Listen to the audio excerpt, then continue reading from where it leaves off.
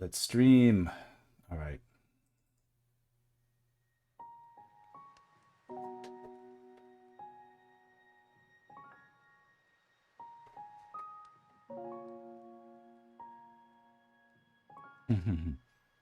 All right, today let's turn on the Zelda. Let's do some Chiltendo mix, but we'll do some Zelda drawings. Catch up with some good shit. So let's see here. Is this the latest? Let's see.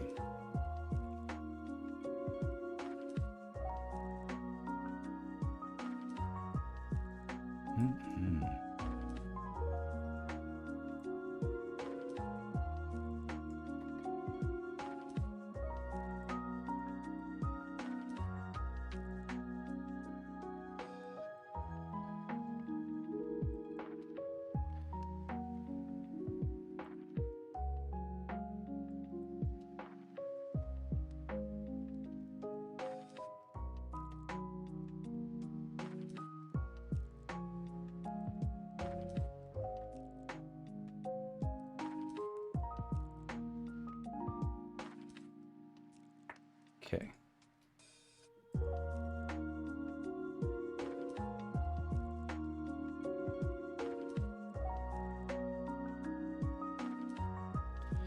I like this. I still like it. You know, you sleep on it. You feel maybe ambivalent. You don't know. Art. Yeah. Hey, well. Hey, Lolly. Art. Get art. Let's get artful. I had a gig yesterday, which was, hey, Luke. Which was a real grind. Of course, I can't talk about it directly, but it was sort of doing a concept set design for a big event. So it was like, here, draw these different stages. Kind of thing. So yeah, I mean, it's not irregular for me to have work. The type of work I like to do is storyboarding, and that wasn't storyboarding. That was entirely a different animal. Of course, I'm happy to help with anything that involves drawing. I like to think I can be an asset to any project that involves drawing.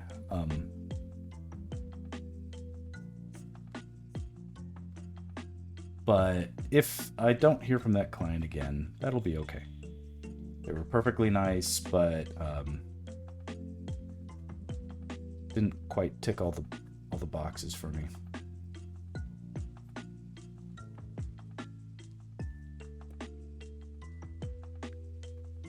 Okay, that makes it feel taller. Art. That's funny.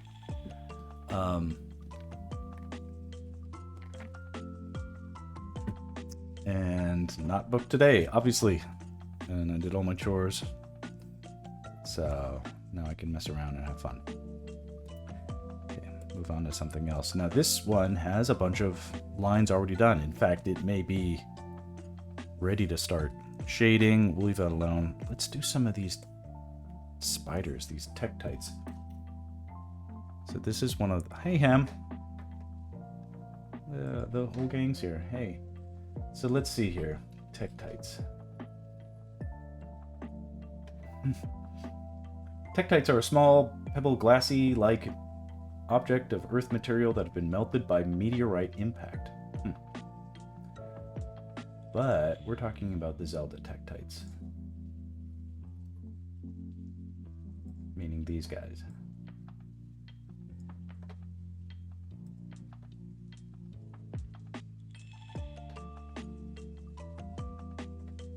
These goofy eyeball spiders. And I redesigned them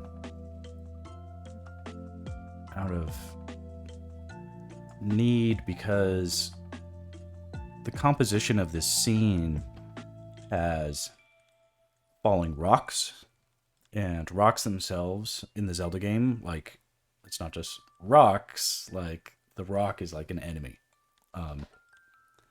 And they have a design that is pretty clearly like these round boulders. But if I put round spiders next to round boulders, they both live on the side of Death Mountain. It's too much roundness, and they work against each other. So I kind of changed them into these crab-looking things, and that helped to free my mind as far as like having easier reads on the composition and feeling like the drawing was progressing better. So no regrets there, but yeah. Luke is taking a break from comic work to do some animations. That's cool. What kind of animations? Are you? Well, you went to art school, you said. Or was it animation school?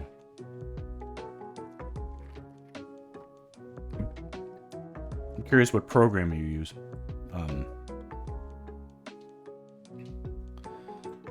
All sorts of options here.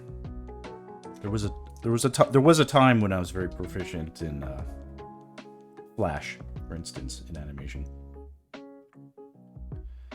All right, let me start drawing some of these Tektites. And my voice is nasally today because there's crazy allergies in LA right now, and I used to think I was immune to allergies, and not so much these days.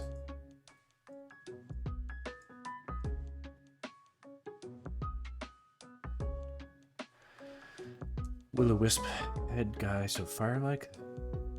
Clip Studio Paint.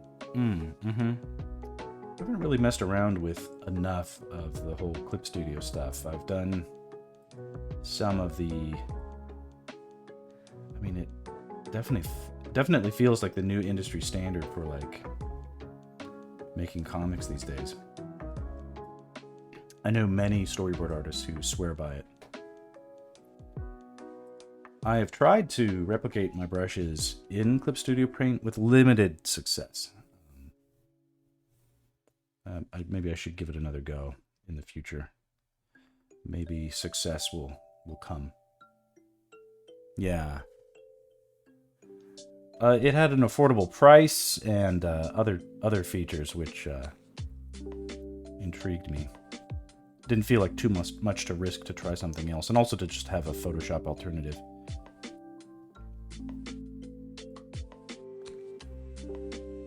Boy, as if Photoshop wasn't evil enough, all the new things that are coming out where it's like basically forcing you to sign away your rights to like not be spied on, and we're going to scan anything you do in our program to be... I mean, it's hard to read their legal disclaimers in any other format other than, boy, this just sounds like it's trying to say we're gonna spy on you. So that's weird. Weird that they think everyone's gonna be okay with that, I guess, but we'll see.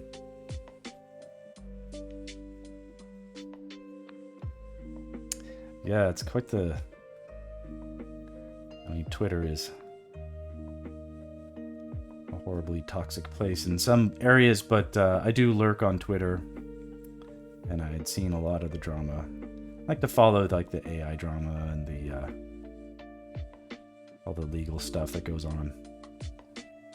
Basically, and it's like the Adobe drama with this is AI drama. It basically is. It's talking about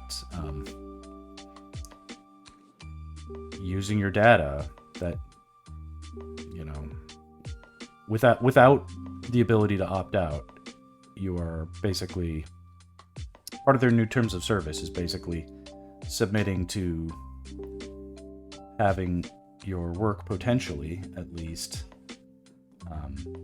scanned to improve their image generation tools. As far as I can tell, that's the accurate reading of the document.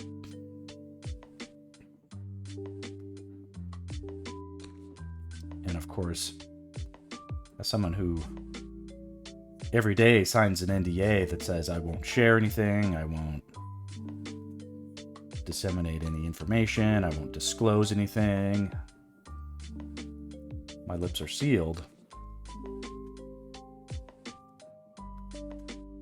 It makes me think that, like, whoever was writing this for their legal department, like, just has no clue how enterprise works with the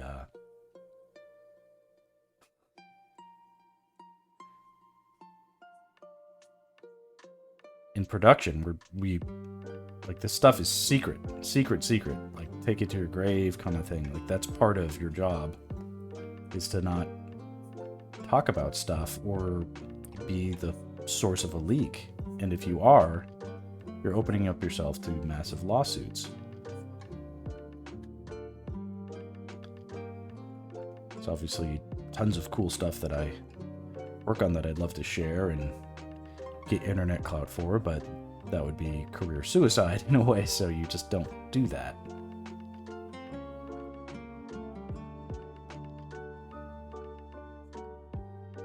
That's why I'm doing this project. This project I can share because I'm not getting paid and I didn't sign any NDAs, so.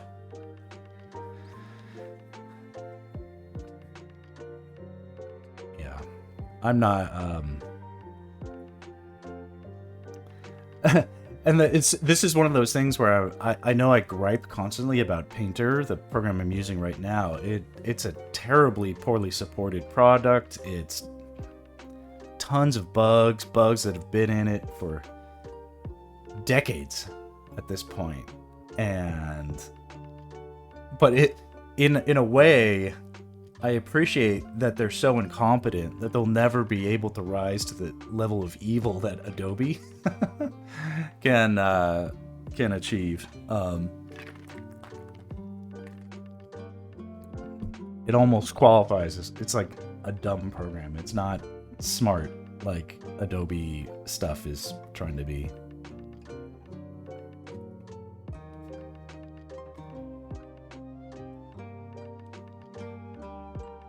Even, of course, Painter's not immune to greed. It tried to release an AI plugin in lieu of actually updating their latest software last year. Like, this year, we didn't even get a update. Actually, it's possible something was released.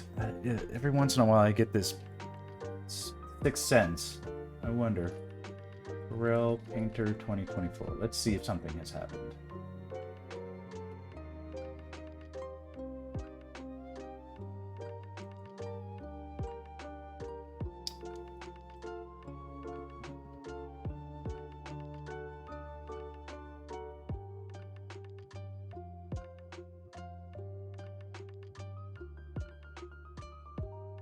Yeah, let's see here. Yeah, generally, so I'm running Painter 2023. Painter 2023 came out in 2022. So there's definitely no chance of Painter 2024 coming out. I mean, maybe they're skipping a version or something like that. I'd like to think they're rehauling things and making things amazing. They will probably fuck up everything and make it so all my brushes don't work in the next version. That'll be interesting. I don't have any faith in the company to do the right thing.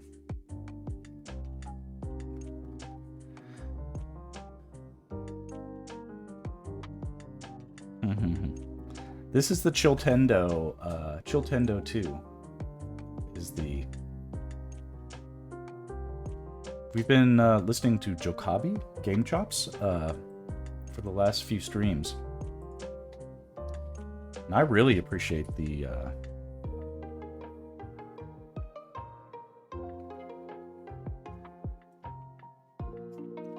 the sort of new variety.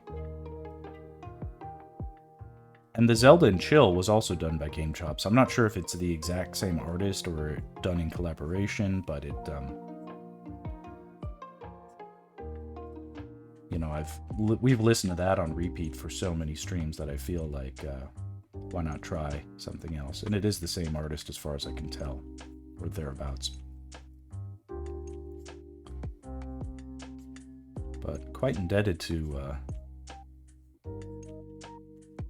those providing free music.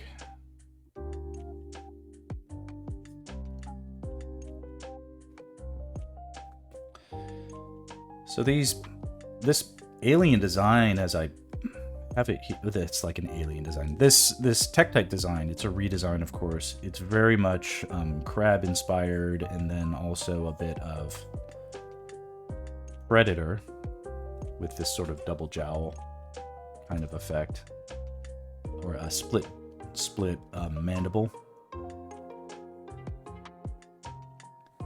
thing happening. Ooh, also, it just occurred to me that this is a possible influence. Let's pull this up. What was it? Beast Wars, Inferno. Yeah. This was a little subtle for me. Okay.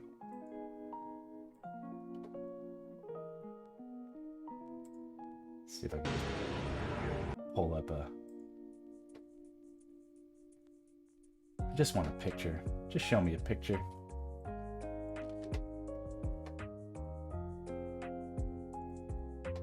Yeah, it does look like a spider crab. My wife is from Alaska, so we do crab feasts every once in a while, and a good amount of that knowledge. So, yeah, maybe a little bit of this Inferno. But I just riffed, like, subconsciously. I don't like to pull up a lot of references in front of... Like, if I want to invent something that feels original, I don't like to lead with a bunch of research. If I can, I'll see if I can draw something from memory or my imagination. Like, if you're drawing from your memory, like, you're kind of drawing from your imagination in a way. And that felt like a good way to sort of ensure that I wasn't going to at least directly copy something. But that's not exactly kosher for... in the industry. In the industry, I've noticed that they actually really want people to find references and then more or less hybridize them. But I object to that approach because it's sort of...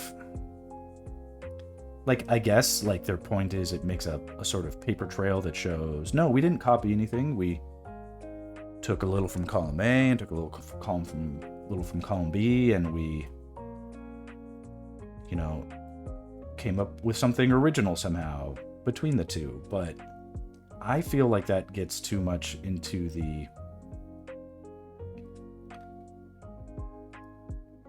I'm probably alone in this, but that just doesn't feel like that's a recipe for creativity in the same way that... Like, of course, that's a recipe for creativity. That's what they do.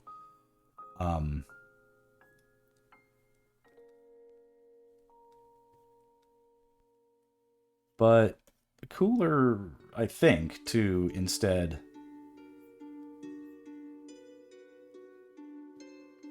if possible, not look at references, draw something out first, see where it breaks and isn't working, and then where you get stuck, maybe find some references. At least that way you're sort of exercising your brain a little bit.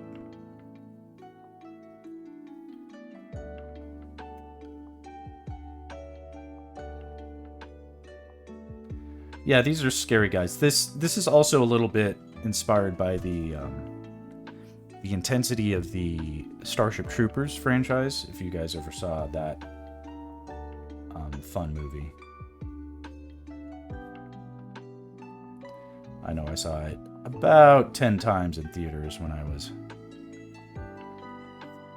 Starship Troopers had that on Laserdisc. So certainly that was like a sleepover classic, because of course we've got the great shower scene where you see some boobies and such. So Laserdisc baby. Laserdisc, you might be being facetious, but it was a fun format because you had standard 720p resolution with THX audio, like the best audio, and these weren't smart machines. They had for instance, no previews, didn't update itself on the internet with terms of service. It's just you put it in and it played a great movie. It is different. Oh, dear Maiko, welcome. Yeah, it's different than DVDs. It was the same optical resolution as DVDs, but not conveniently small. Here, Laserdisc. Laserdisc, yes. We can pull up. I mean, this is no good because it's not showing you the size of the thing, but they're the same size as, I don't know, LPs. I don't know what the different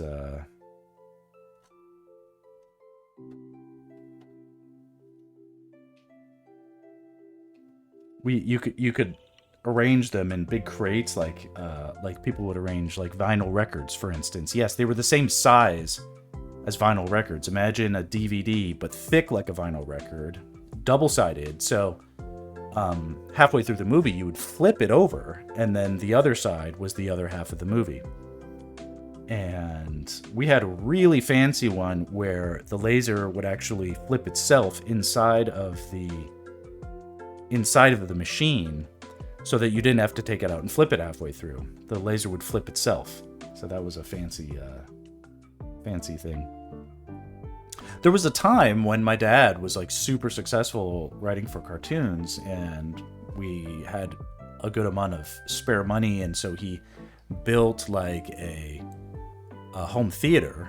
He converted one of our attic spaces into a home theater, and it was like mind-blowingly cool because my brother and I could go up there, play video games, watch Laserdiscs. My dad was too busy working to enjoy any of it, so we just treated it like our clubhouse. It was like, I don't know, our friends would come over and their minds were blown, and we had a popcorn machine, we had buckets of red vines and beef jerky and giant pretzels and a mini fridge of Coca-Cola. We were the cool kids. Well, I mean, we were extremely nerdy, but like we did have like this thing. But like when you think about that, like that's as good as like a film school. Like just immerse yourself in like film as a teenager, watching, and it wasn't the world's most expensive TV, but it was a large screen. It was like a projection TV that, playing Mario Kart 64 on that thing was insanity. GoldenEye, all that stuff. It was a fun run. Man, okay, well, that's my little. These aren't showing the scale. These are just holding. I don't know. I want to see something. So yeah, here it is. Here's the fucking Laserdisc. This is the thing. This guy. That shows you the scale of it. That's the real scale. So, yeah, they were massive. They were thick. They weren't like a CD. You can almost ply a little bit. A Laserdisc, no such thing. Now, of course, we as teenagers were handling these things, so of course they got full of scratches and all sorts of shit.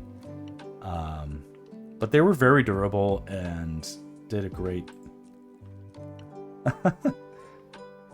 The future of home entertainment. Yeah. You are watching a Laserdisc. That whole aesthetic is... It's full of nostalgia for me. So, yeah. So when I've mentioned it a couple times, it's like, oh, I had that film on Laserdisc. Our library was maybe only like 30 discs. Yeah. Vaporwave or something. Whatever the aesthetic is, it's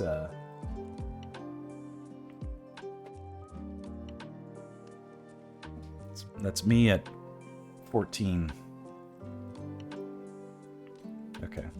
Back to this.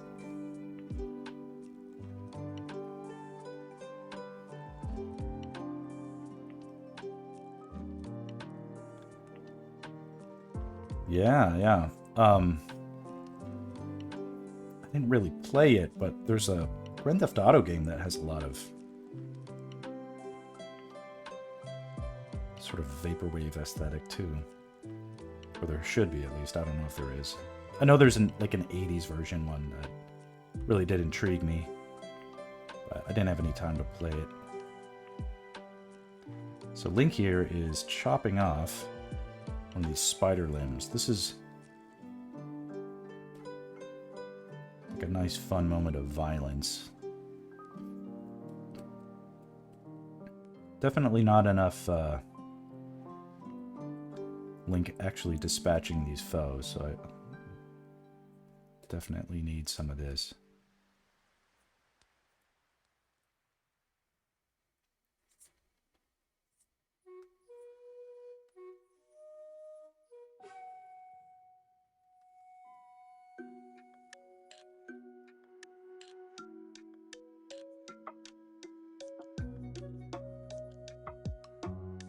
Many ways to draw splattering guts.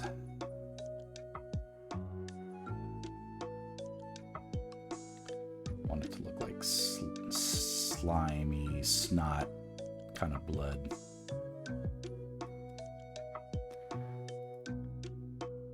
Oh. So you got like, is it a Wacom? Those are expensive. Did you get a X Pen? Did you get a Huion? Did you get a...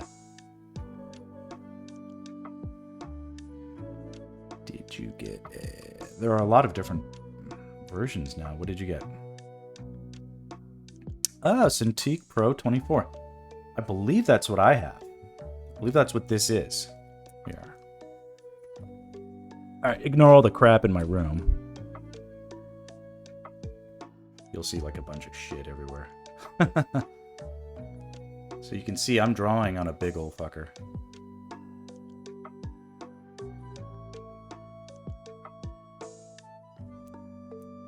Hand for scale.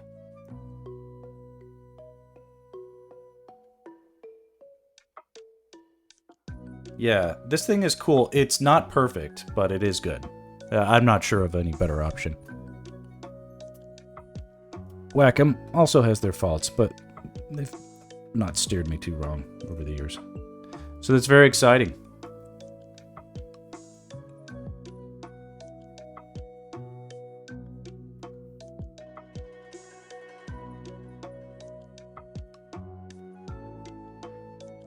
Happy birthday, then.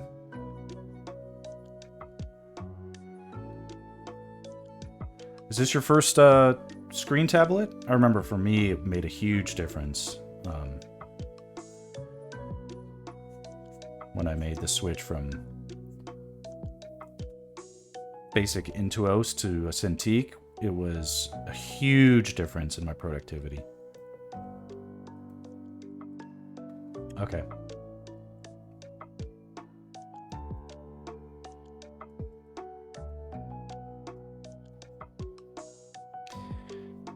The biggest difference, and I get frustrated with other artists who say like, "Oh yeah, you don't need it. You can do anything on a tablet." I'm like, "Okay, homie." The problem with a tablet is that the ergonomics on I know I'm talking about like a flat Intuos or whatever without the screen. Those ergonomics are death. If you don't, yes, it's a comfort thing. If you can, so a large, like a 24-inch, is definitely well set up for you. Oh gosh. Okay, did you get the stand for it? Because that can be an issue. Like I have a big, like the boat anchor stand that is extra. Okay, you have something like a flex arm. Okay, good. I have the I don't know what it's called. The it's like the more rigid stand, and it's like 50 pounds, just the stand, and that's a little ridiculous, but it is something that you know, I know I can use it to get the angle that I need, and the angle is like something akin to 45 degrees, and you're sitting in a way that is, you want to obviously be sustainable in what you do, and so many artists sort of, they get in these things and they'll be drawing like this. And, or they're drawing like this. I shouldn't ape like people doing things in a way that is bad, but it catches up to, like, the more you do it in a bad posture, you will hurt yourself, and then you will be fighting the difficulties of making a living as an artist, and physical pain and sometimes damage, unfortunately.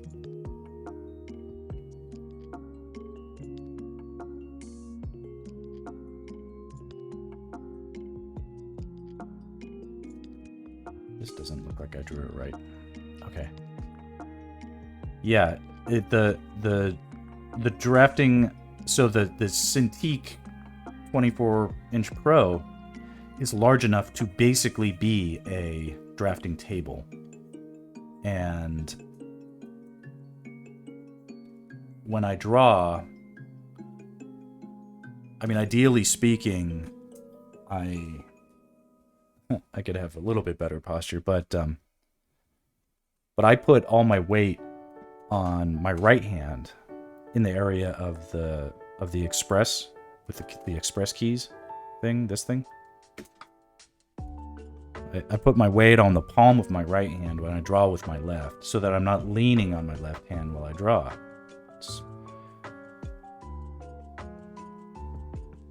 It's not rocket science, but it's not necessarily obvious either why that sort of thing is important.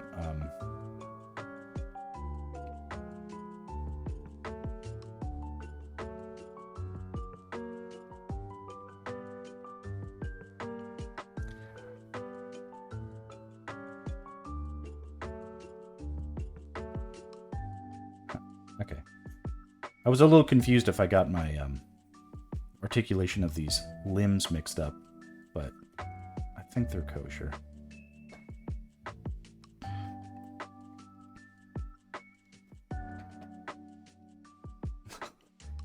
Hey bro, what's up, man?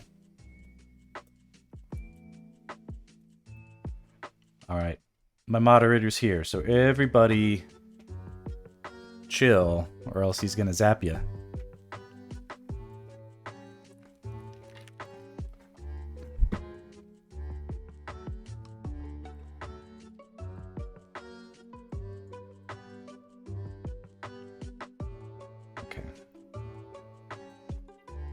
So now I've got this guy looking pretty solid. Let's flop him. Let's save our work, and then flop him, and see if we still like it.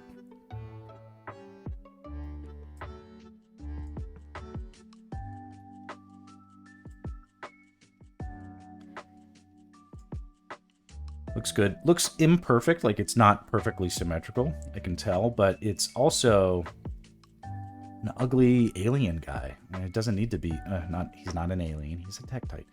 But the design of it is, it's okay for there to be misalignments. Like an orc character, for instance, if it was perfectly symmetrical, that might not do, you know? I think this could stand to have a little more.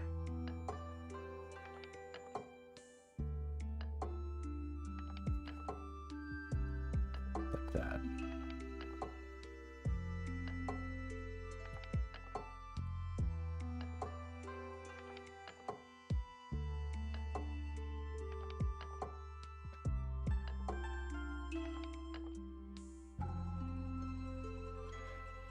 Squint.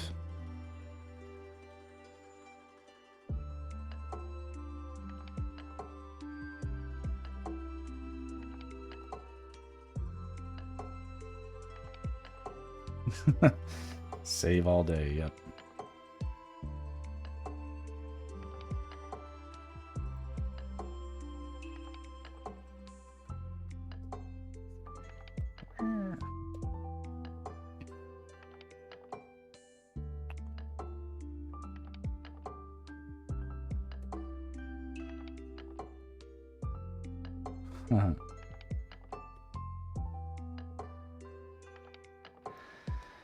Luke, you were saying that you have sleeping issues.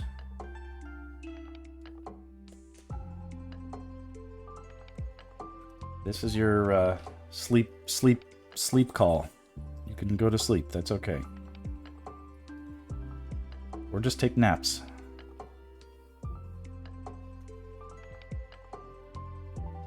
Naps are for geniuses.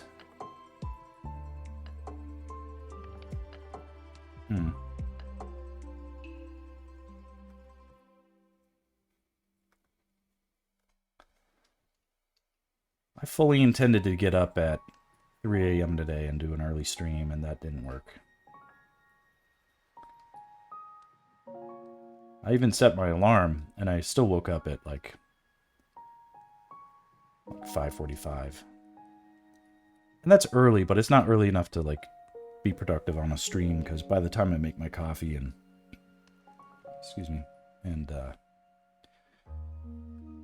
do other stuff,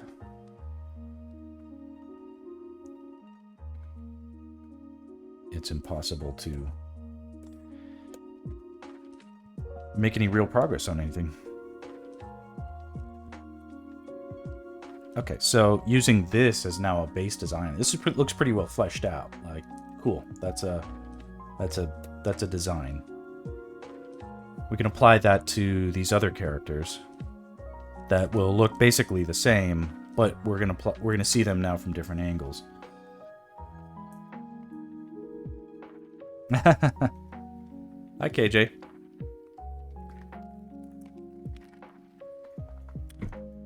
It's like a stream reunion.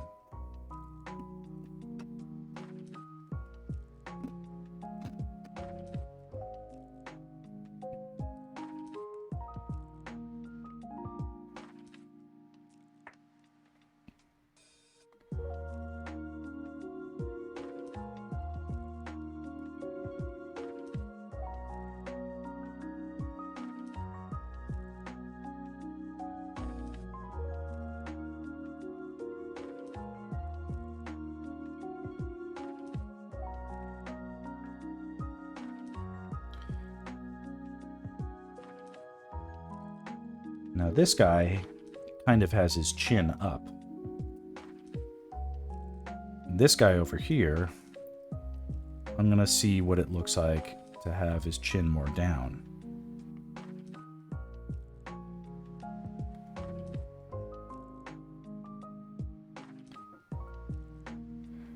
So we see more of the top of his head, theoretically.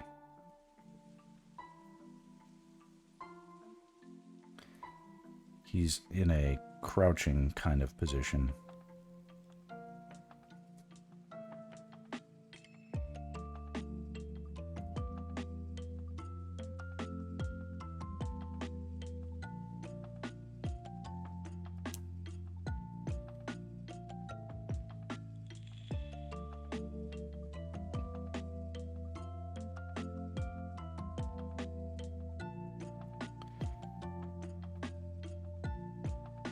And that should make for an interesting composition that reads well as to what these characters are, because if all of them were the same size and they were doing exactly the same thing,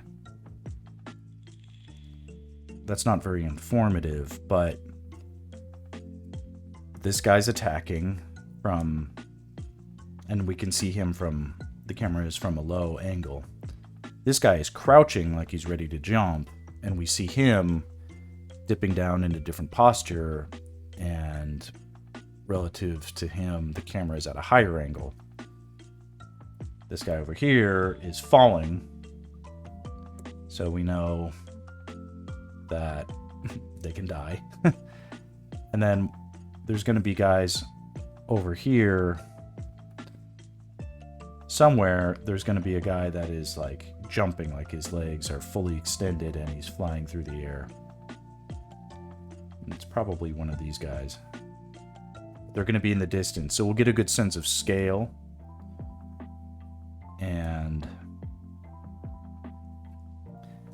And when you look at each one, like you'll look at each one at a time, it'll be almost be like you'll see them in animated poses. They'll sort of animate themselves in the mind of the viewer. It's like getting a pose sheet, but each one is represented in the story,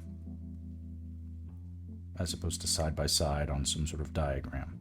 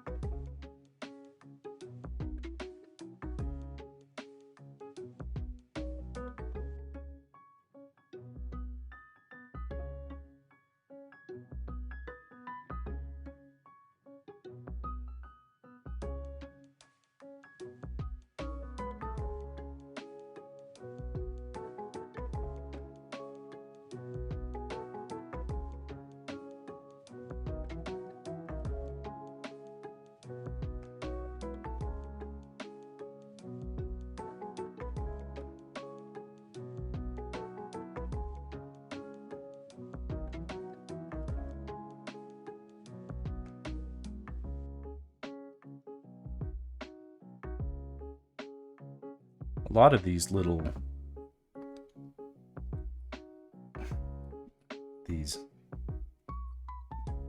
does this curve in? Does it curve out? Decisions that I'm making with these forms, these secondary forms on the head.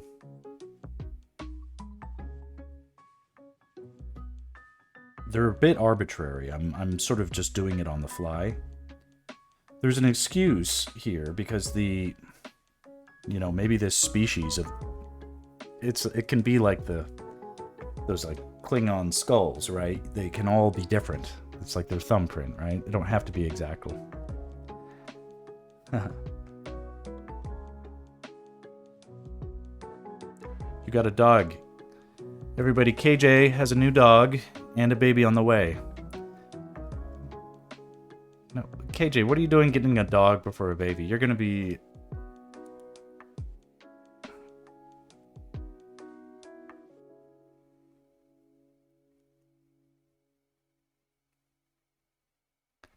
Okay.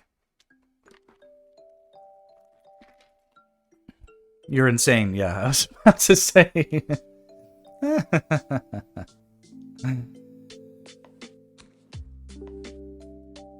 Yes, you have doubled down on insanity.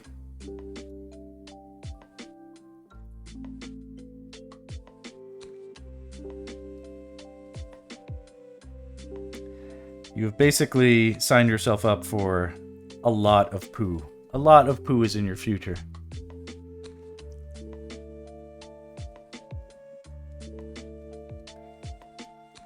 Well, you'll have a little time to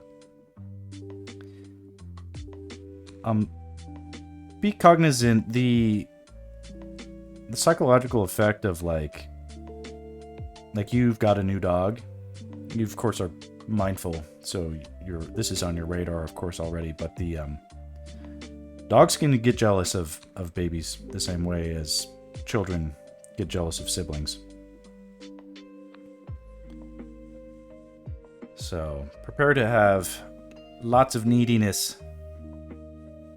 Not that I'm any kind of dog expert myself. I only have children, but I've seen my friends who have animals and then have children, and then it's like the dogs sometimes are like, whoa, what just happened? My routine is disrupted, all that stuff, so you guys will be fine.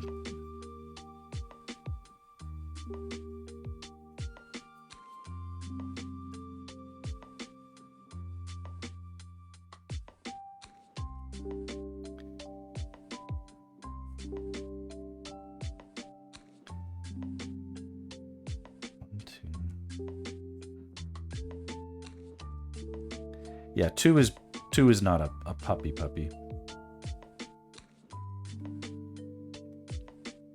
Okay.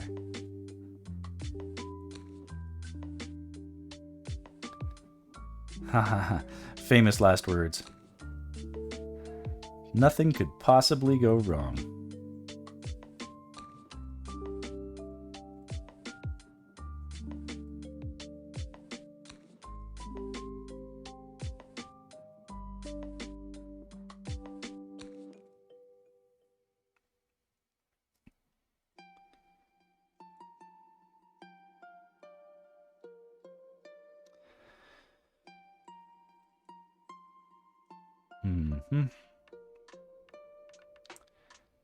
Yeah, I feel like a golden retriever is a great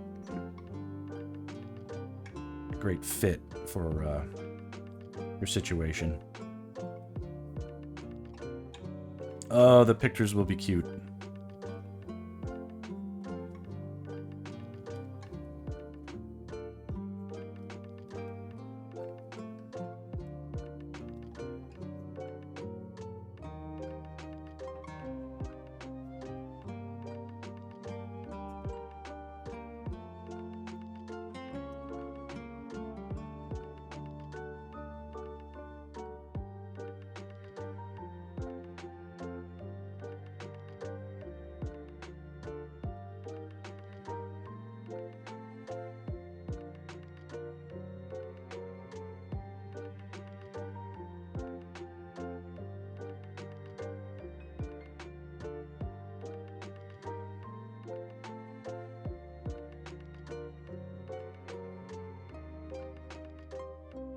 November 8th.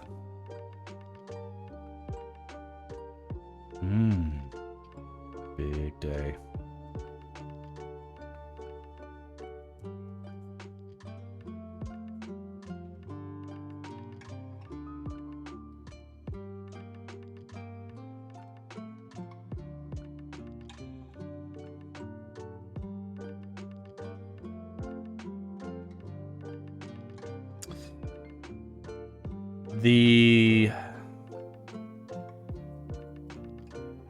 There were some strategies my wife used when we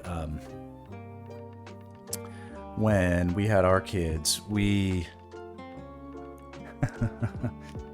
And my wife is a genius. So she created these gift baskets for the nurses on the floor of the maternity ward going into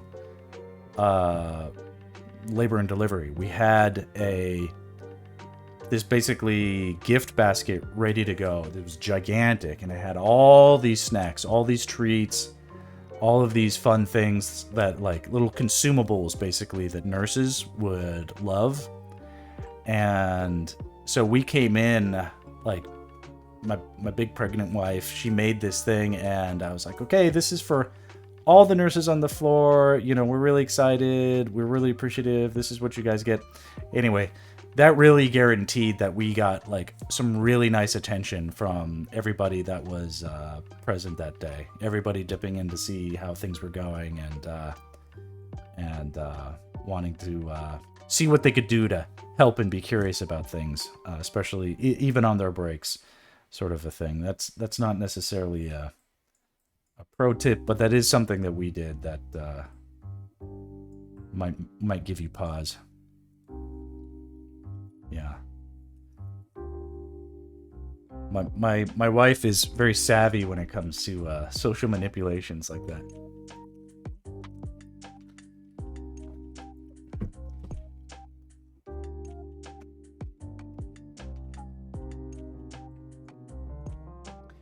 You never really know how things can go, so, you know, I don't know, just a little bit.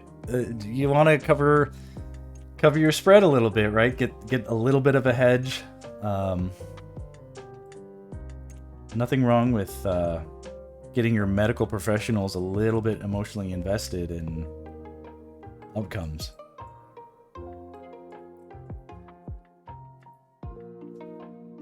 I want to make it look like these guys are in the way background, but I want... Let me save. No, I already did. I want it to be clear that, like, some of these guys are, like, mid-jump, and that when they jump, it's like a jellyfish sort of propelling.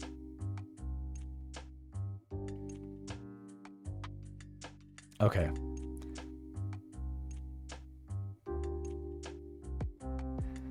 Yeah, exactly. They're used to seeing the people at their best and worst, probably. And they have a little bit of anxiety too, but if you can show them that you come in peace with tribute, you know.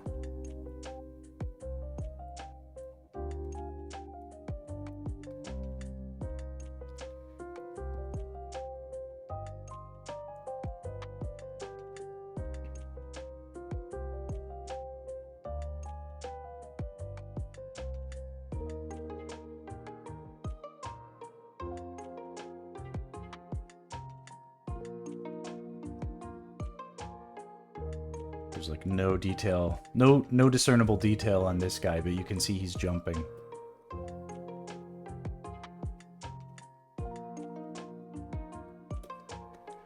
Okay, then if your wife is entrenched in, then they better do the right thing just by, or else they'll catch shit for it later on.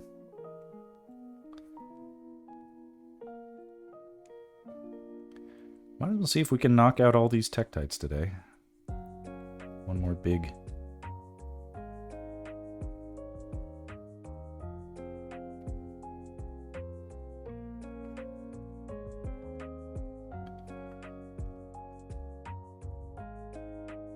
Nothing wrong with reducing what's left to be done.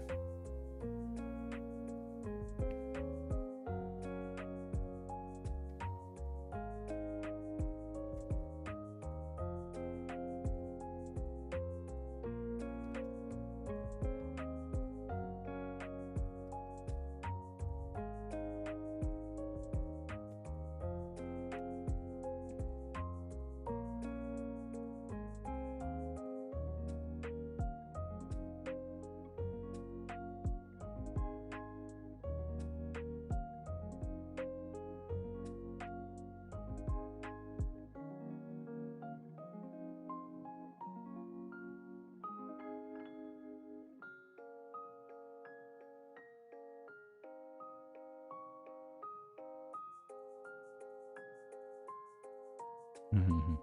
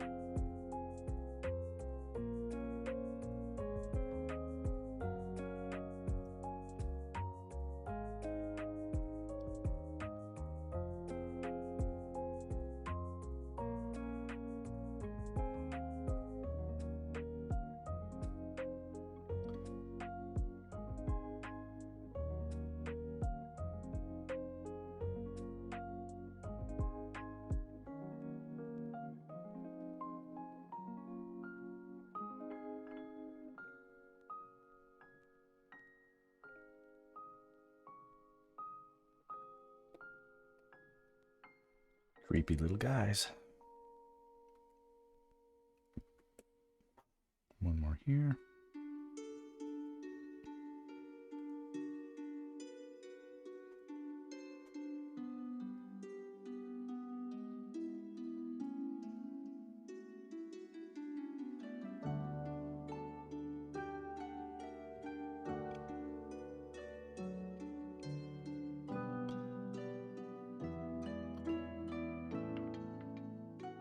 When I can on a project, and this project lends itself to these opportunities,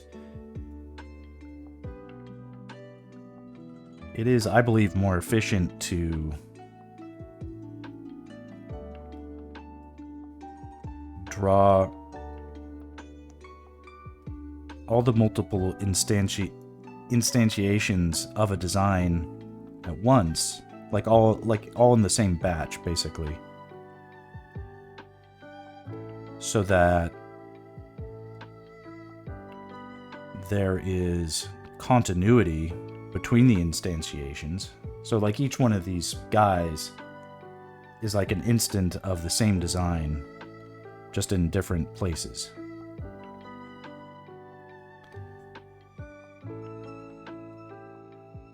By doing them all at the same time, like one after the other,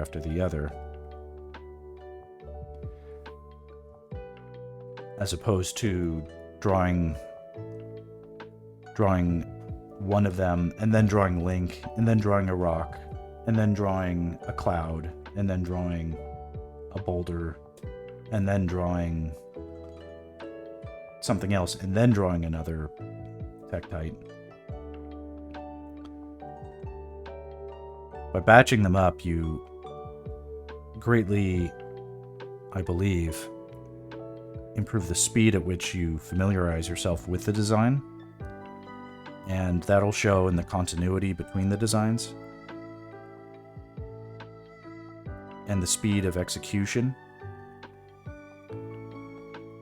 Less anxiety in general about, like, am I going to draw this right? And at this point, I'm just not even thinking about it. It's like in the last, hour, I've more or less committed their design to memory. I can just do it without looking or paying too much close attention. Okay, let's try this. I'll just sort of study this main hero guy. Looks pretty solid. I think I've been consistent. I'm going to attempt to draw these upside down guys without looking at the main guys. We'll see if I have any continuity issues with keeping it.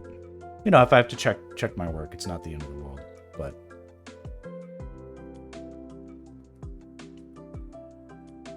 just attempting to demonstrate. Fun to flip around the drawing a little bit. Whee! It's fun, but it's dangerous. I've crashed many a drawing by flipping things around.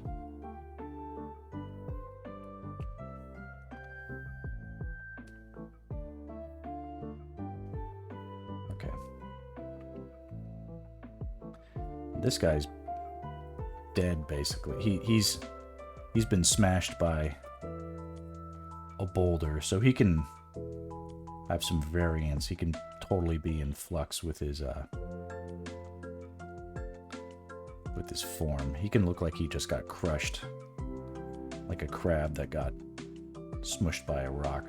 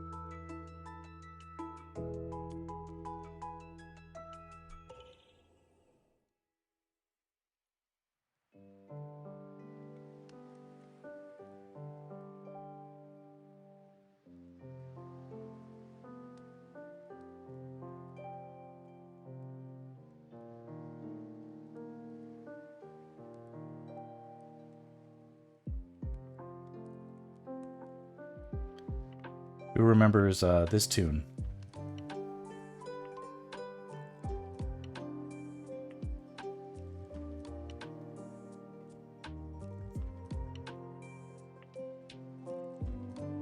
It's not Zelda. That's right. That's right. Dire Dire Docks.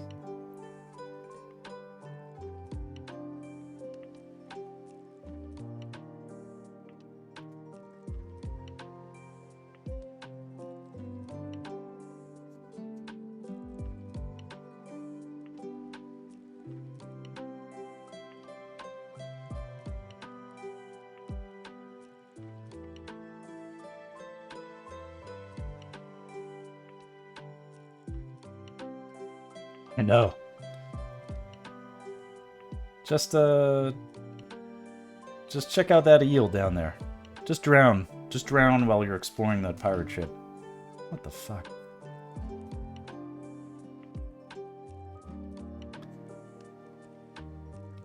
Get the thalassophobia.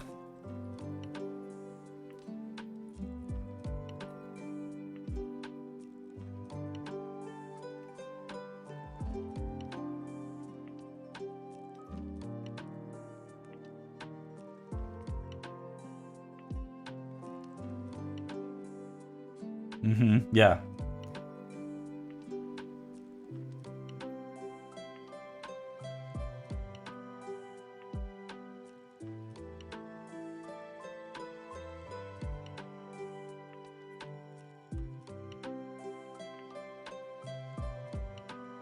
Some kind of gooey saliva. That's action, baby. Liquids flying from people's mouths.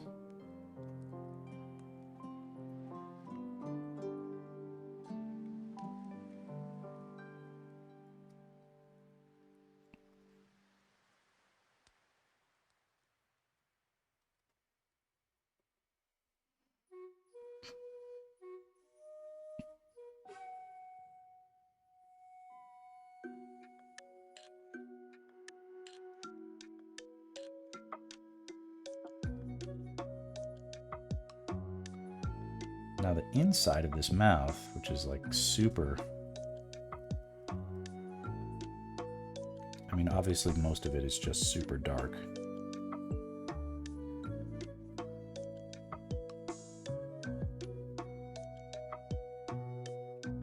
But there are fun opportunities to think about all the gooey, crazy shit that could be inside of a bug's mouth.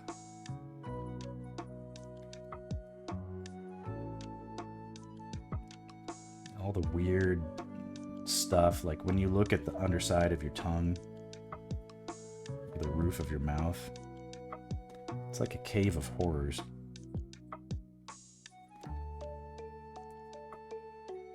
Can't ignore that.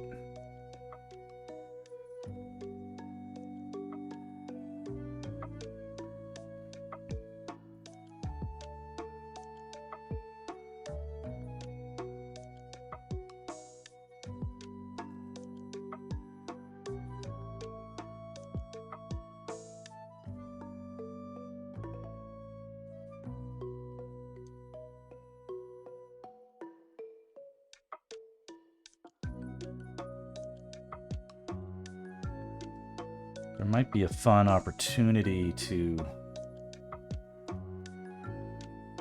Because I've messed around with the mouth a bit here, deviating somewhat. Have you guys... Nature is fucking scary. Let's use a little bit of nature reference here. This is... I don't need to look it up. I could remember it pretty decently, but I'm curious to show the audience here.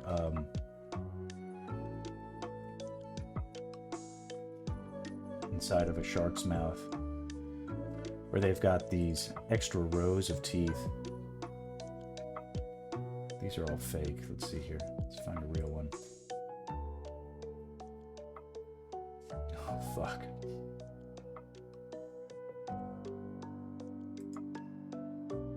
What is this horrible nightmare?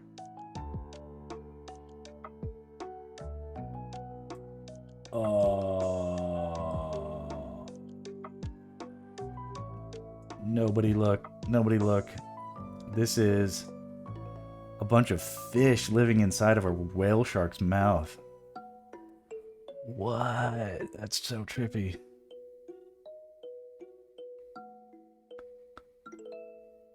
Oh. Poor innocent whale shark with just all these fucking... And they're not just on the mouth, they're like hanging on the underside too.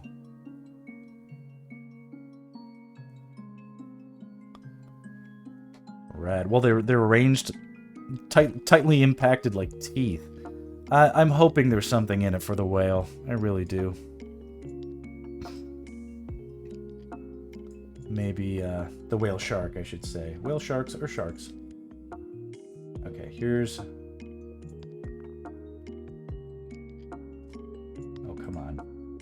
Oh, Cora, you're terrible at showing me the image I'm actually looking for.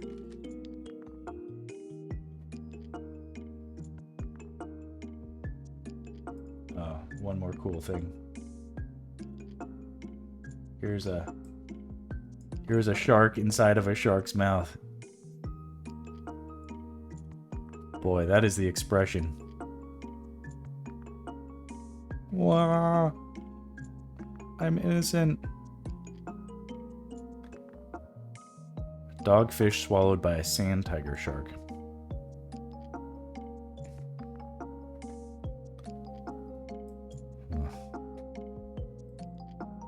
Nightmare fuel. Okay, so a real shark's mouth has rows of teeth that are coming in. Oh, you can see all the blood and shit. Fuck.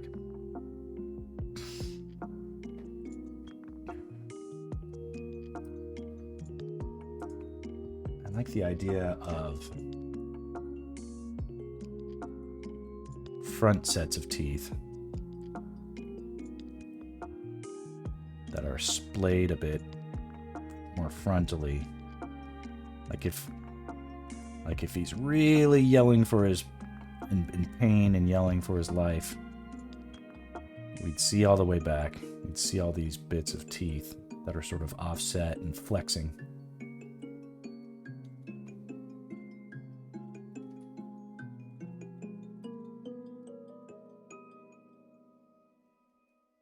Something like that. I don't know.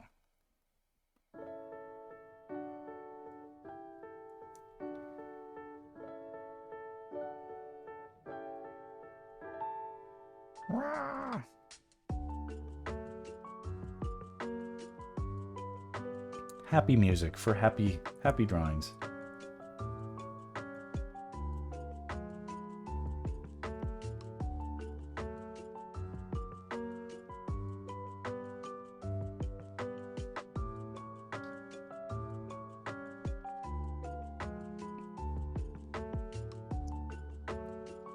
Ah, let's see here.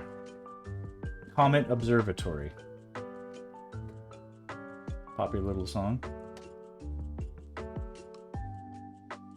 Ooh. What is this one?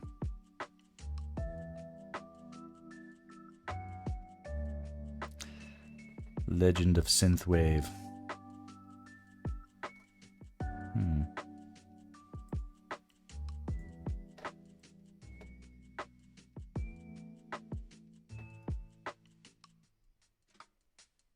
Ooh. This looks like a... Oh, this is new. Maybe. Zelda's Lo-Fi Kingdom. When we get to the end of this album, we'll check out this next one. It's by the same artist.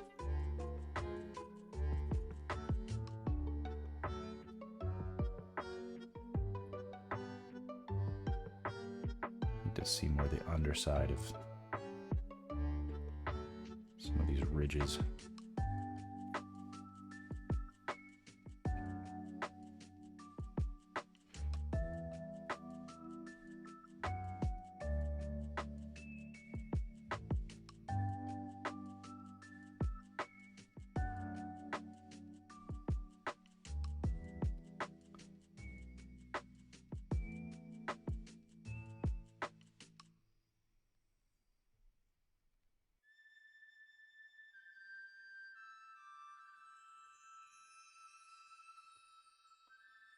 This will be the last track on this album.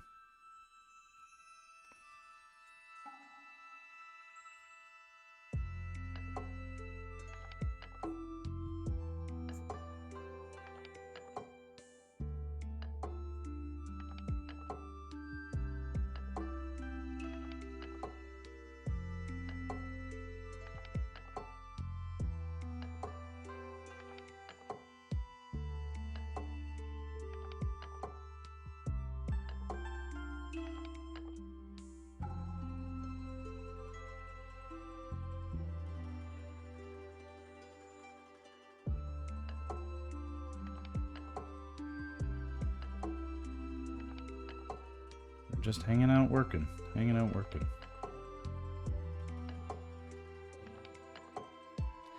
I had a gig yesterday, so I couldn't stream. Otherwise, I would have.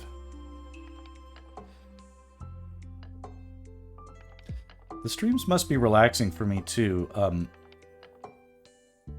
My wife, who had been encouraging me for a while to do less drinking,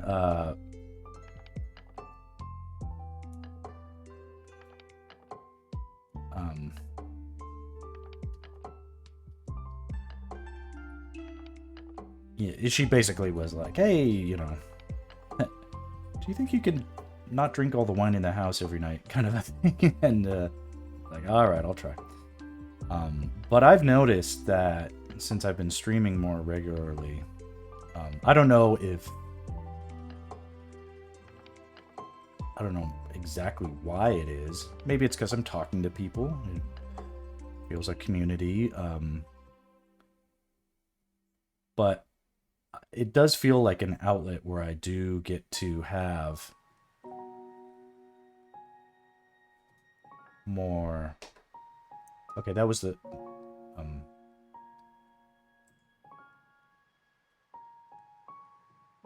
like, I don't feel like I have a lot of, in my day job, I don't have a lot of control, and in my family, I don't have a lot of control. And despite having all the control, having no control, I have all the responsibility. And it's been very frustrating for many years for me to, you know, all that frustration. I'd have these bad habits. We're going to try this Zelda's Lo-Fi Kingdom. It's new.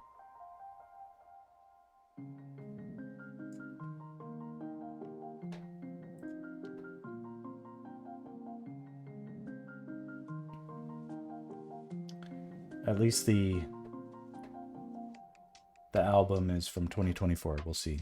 We may have already heard a bunch of these, but New playlist, at least. The order is new. But yeah,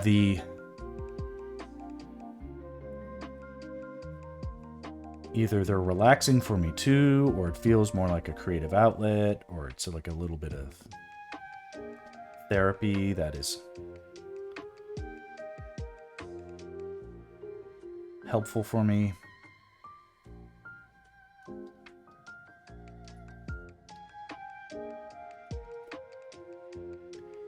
We need more.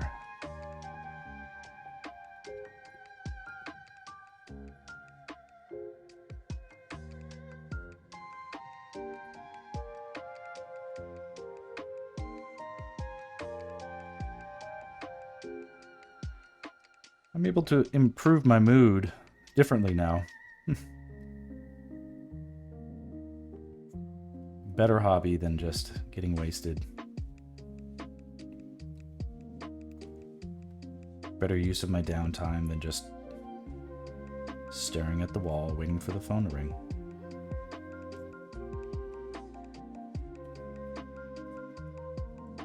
And it's been really fun to meet new friends and feel like I'm working towards something bigger.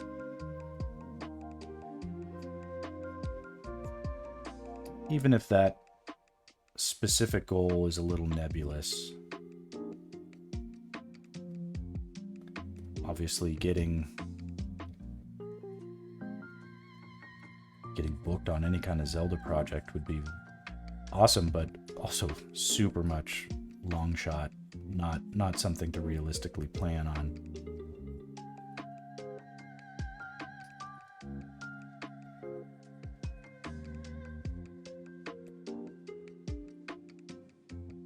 But already so many cool things have happened that make me happy.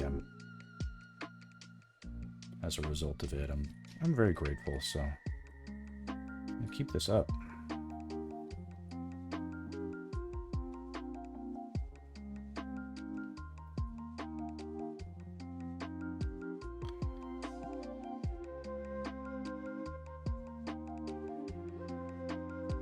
This has me hungry for spider leg or for crab legs.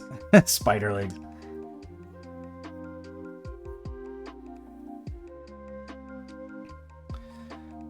And even little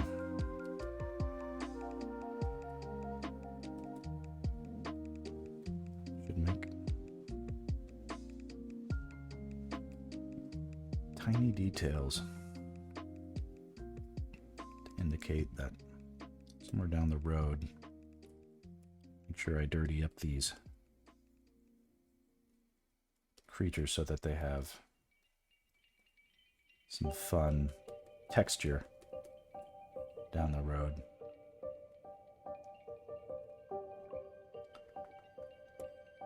Crab legs are not smooth. They have all sorts of little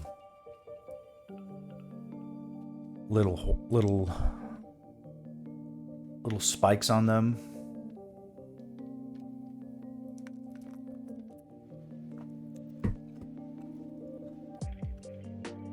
And hair-like structures.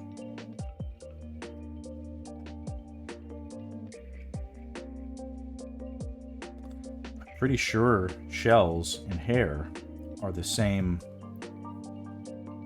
molecular, like keratin, right? It's like the same.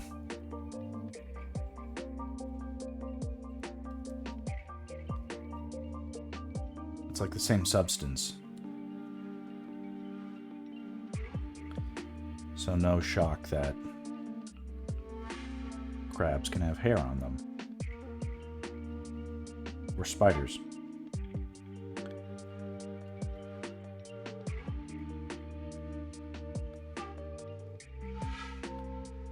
The hair on our bodies is like exoskeleton.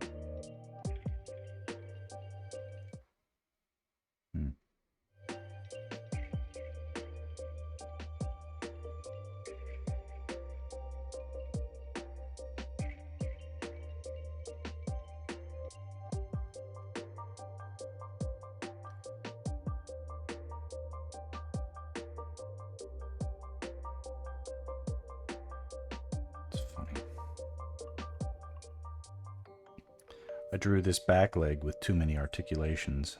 Of course, it was just rough, so that's fine, but we'll have to correct that here.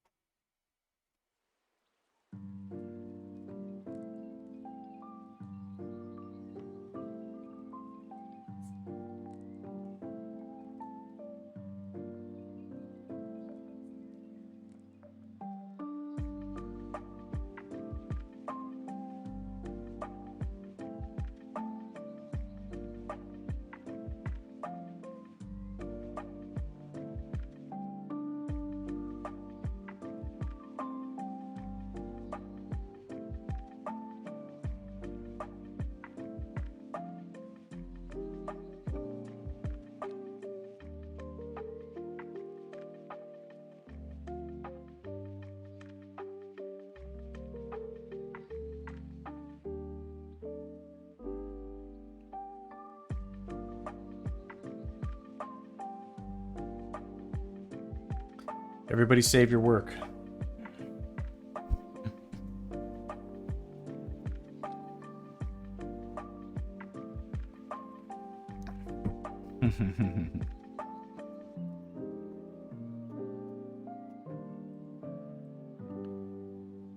All right.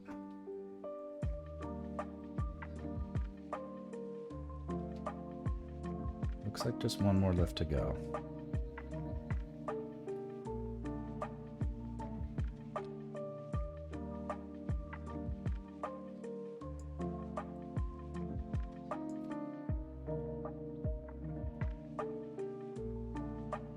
I mean, I can barely tell if this guy was meant to be upside down.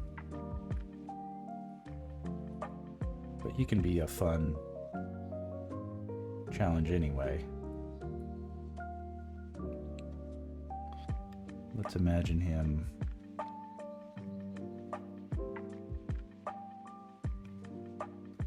completely from the underside.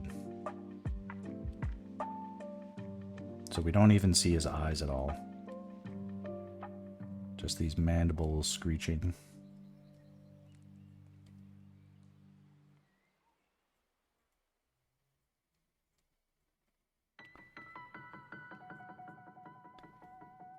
And crabs have these interesting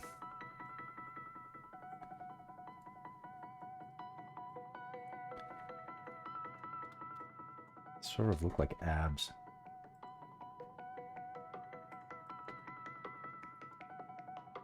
Crab abs.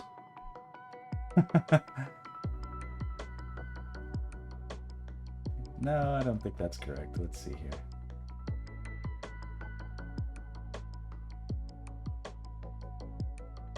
Unless I'm totally making it up in my head.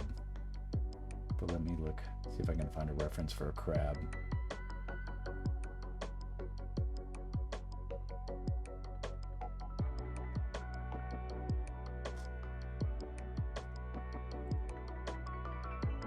Looks so gross.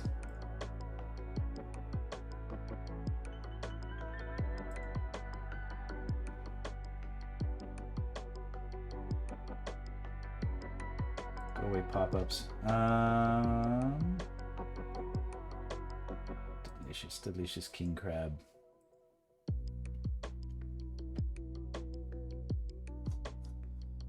What if I look for upside down crab?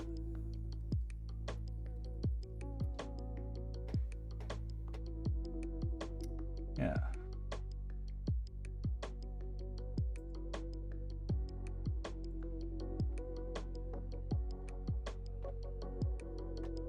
I mean, all crabs are different, but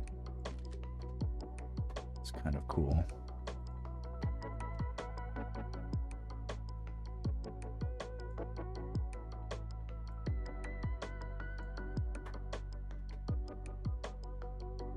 If crabs have abs.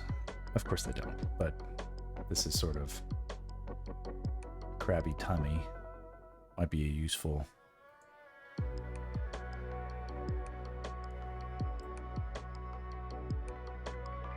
Feed the crab to the shark. Om. Om.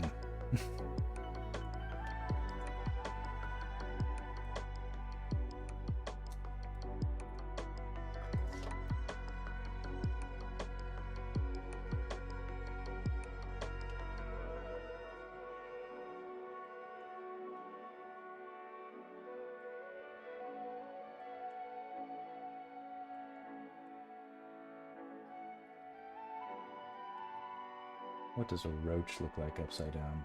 Ugh.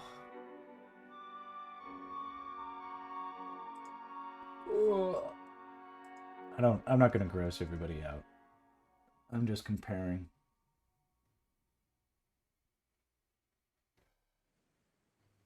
Yeah, it's interesting. The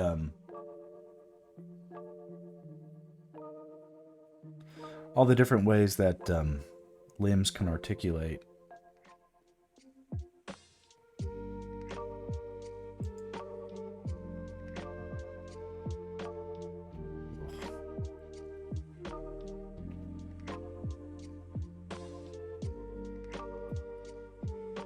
Do this, but we'll just point them the other way.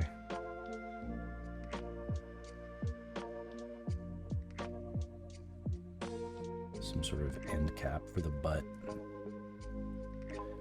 Tail.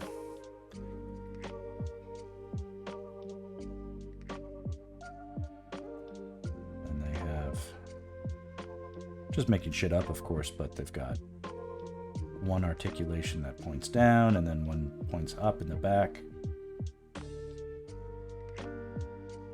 Feels like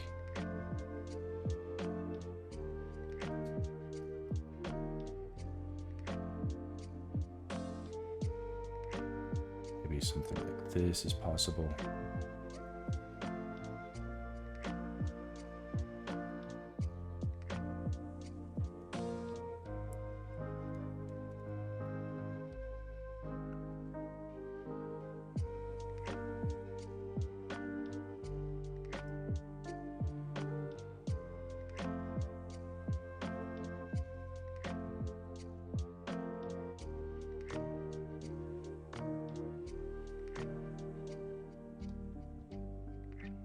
Crabs is good eating.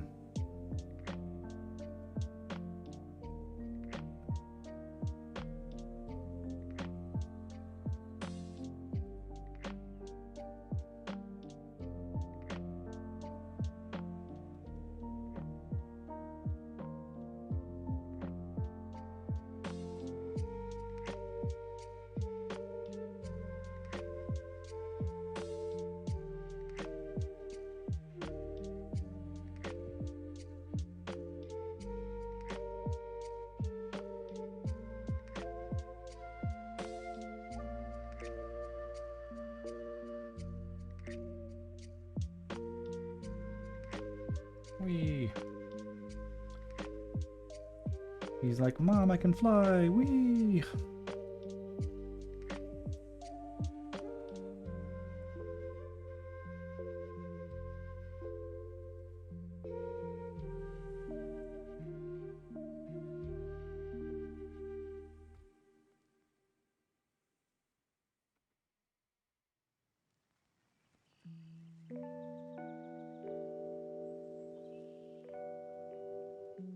I feel like we can have one more.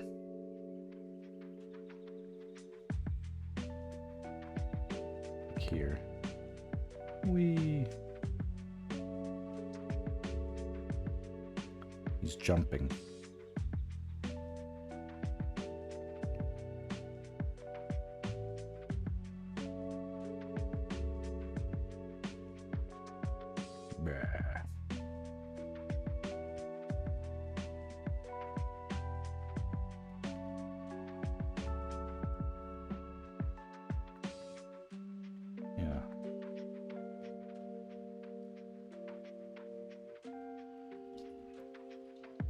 Clearly overlapping, or clearly in the air. Yeah, I like the idea of him being pretty high in the air.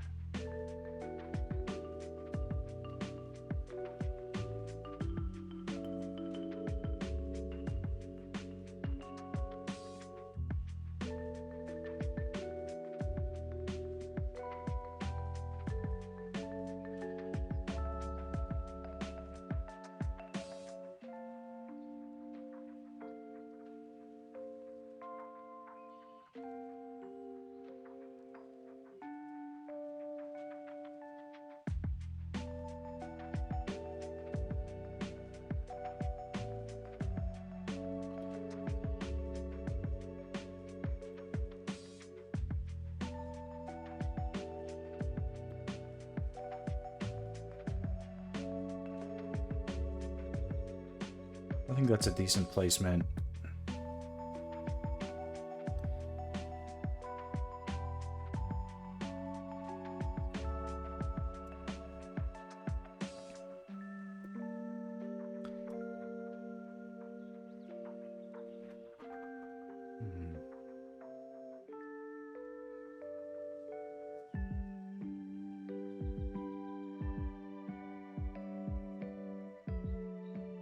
Go away. Little things.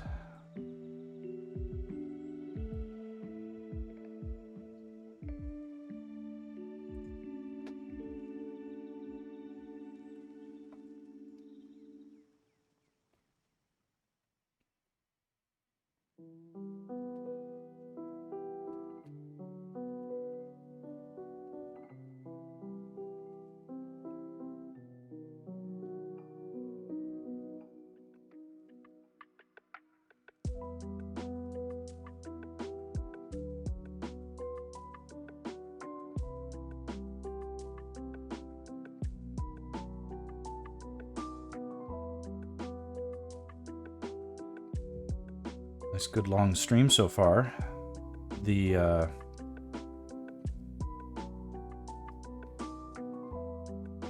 deadline for me to stop today is 2 p.m. 2 p.m. Gotta go get the kids from school. And then I'll head over to my folks' house to watch my kids. But there I don't have a streaming setup, so I'll do something somewhat enriching, like, I don't know, it's really hot today, so maybe I'll lay out in the sun and tan my beached whale body. The other day, multiple instantiations of me getting hauled out to do stuff outside. And man, I have a really bad farmer's tan right now.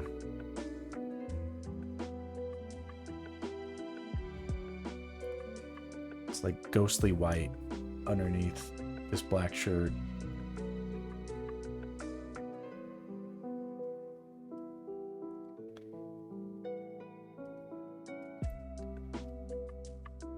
And there's nothing wrong with pale skin except when it's juxtaposed with the color that is on my face and my arms, which is very, yeah. You can kind of see here the farmer's tan on my watch. We're done charging. I can put this back on.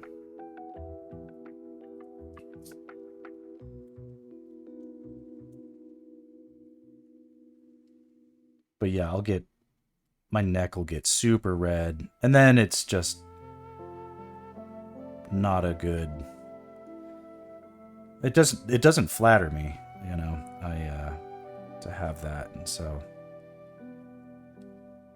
if I can, I'll hang out outside for a little bit and attempt to get some color on the rest of my skin. And that theoretically is also good because don't you get like vitamin D or something?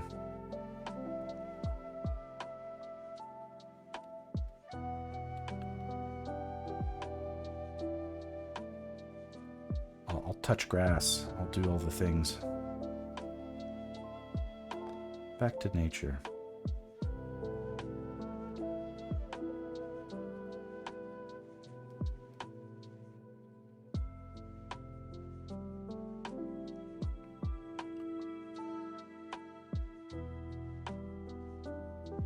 Maybe I'll watch that Godzilla Zero. My dad says it's streaming now, and then it must be seen. I didn't catch it in theaters, so.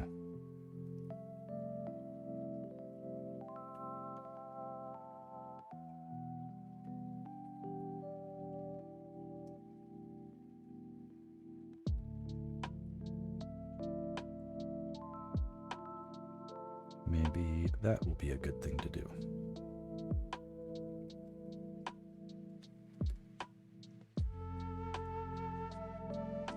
It's so funny that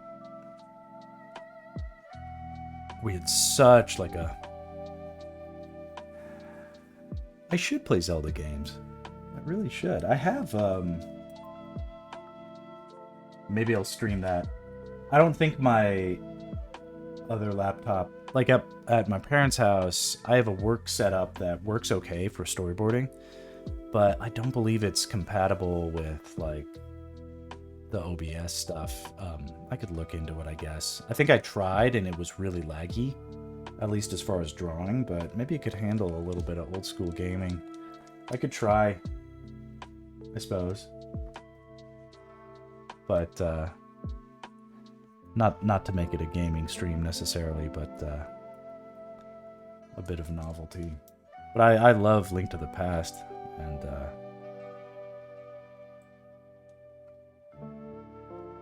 yeah, all right. So this was good. Did a lot of these good Tektites.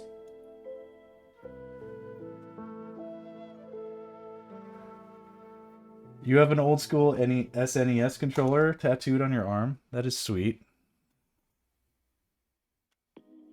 Yeah. My bro has a tattoo as well.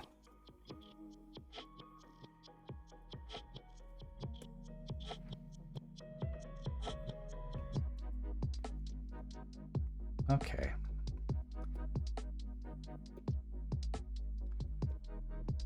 Kind of getting there with some of these things.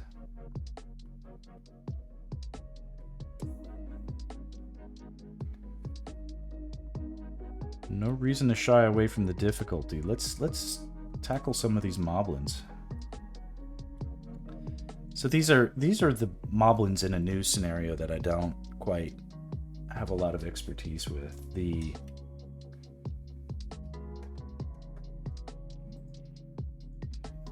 Let's see here. Moblin. Yeah, these new moblins.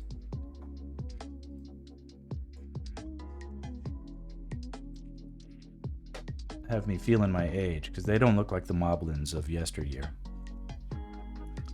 But this moblin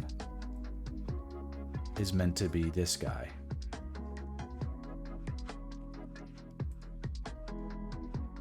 Yeah, he's got a club.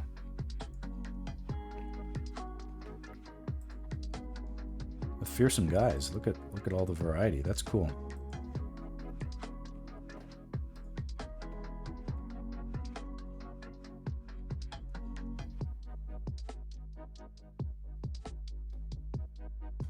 Pretty badass.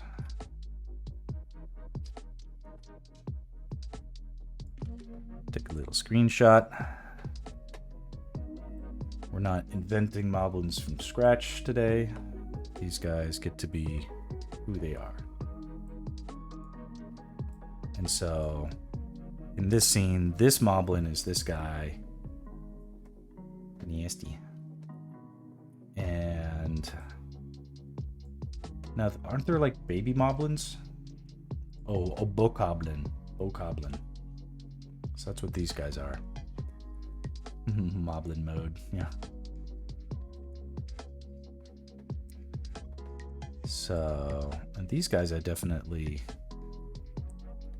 dig their impish ways. I can tell they're little butt heads. So that's good. Now I need everybody to face the other way. Oh, great. Thank you, WebP format, for being the world's most hated format in existence.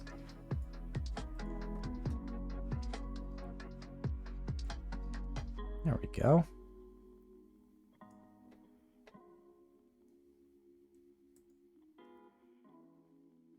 Okay, so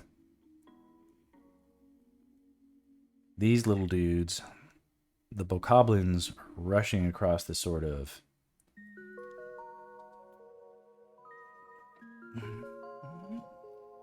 it's like It's almost like an Ewok village of bokoblins that are high in the forests with like living in trees with like rope bridges and warlike.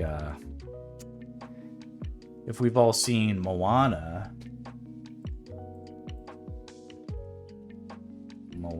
Kakamora. These fun little shits.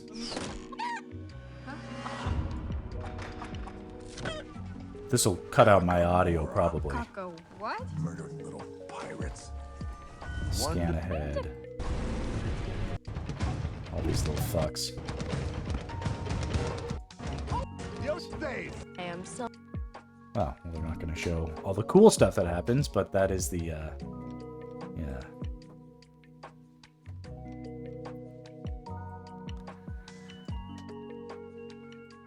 So this moblin is roughed out nicely enough that I can ink him right now. These other moblins are too rough. Too rough for me to know what they're actually doing. There's no clear articulation of like, is the left foot moving ahead of the right foot or vice versa?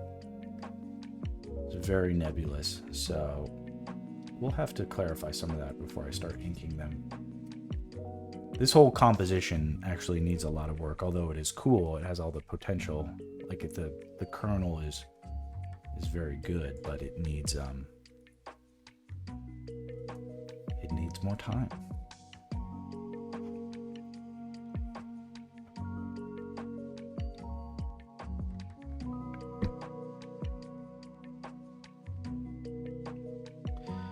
Drinking healthy water. Okay. On to Moblin Madness. Moblin mode.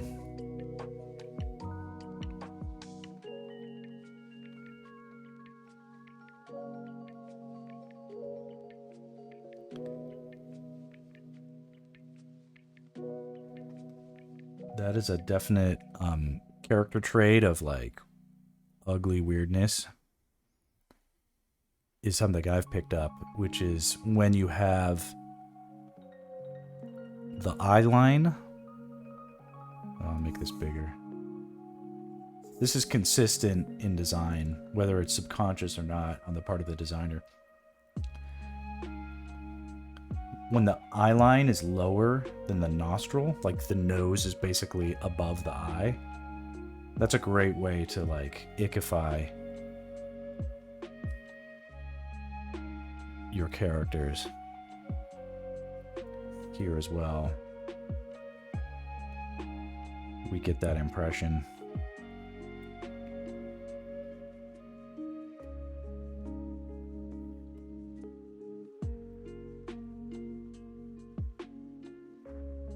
In this drawing, that's clear.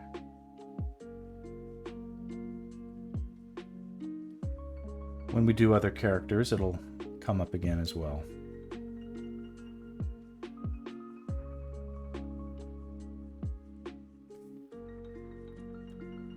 When the eye line is above the nose, things can look cuter, but when it's eye line below the nose, it's totally bad.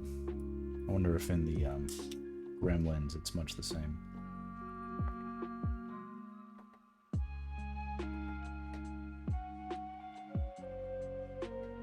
Definitely fairly close.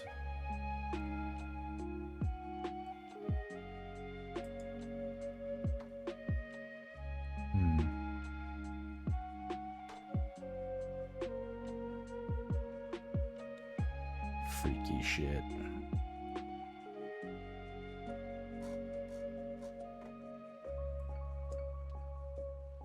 I know tortoises have this.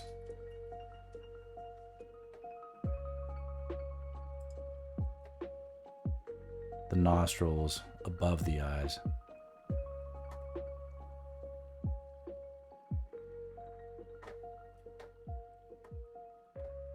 I guess it can differ, but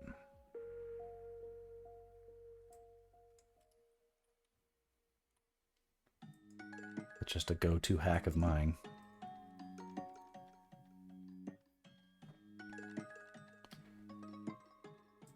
All right, Moblerinos, let's do this.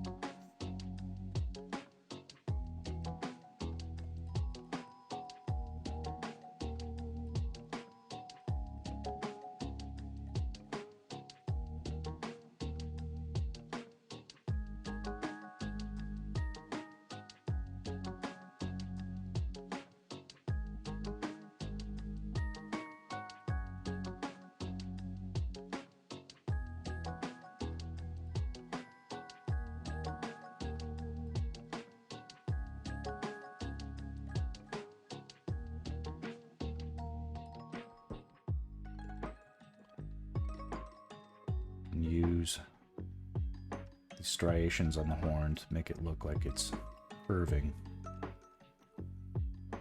different ways in Z-space.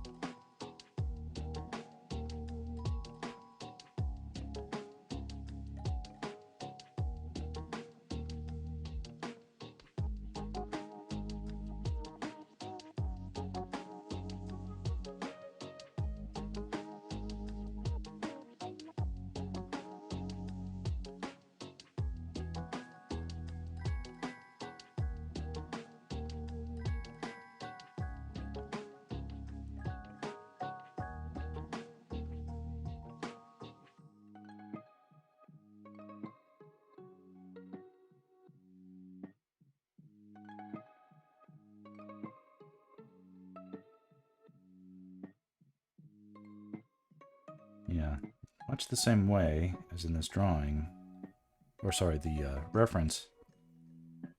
We'll have the tongue sort of flopping right out.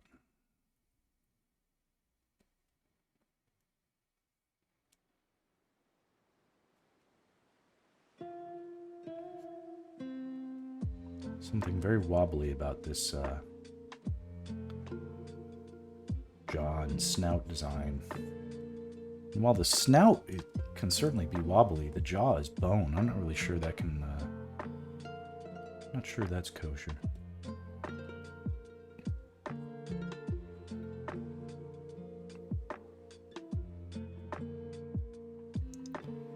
The jaw does articulate, of course, but only where it articulates, not...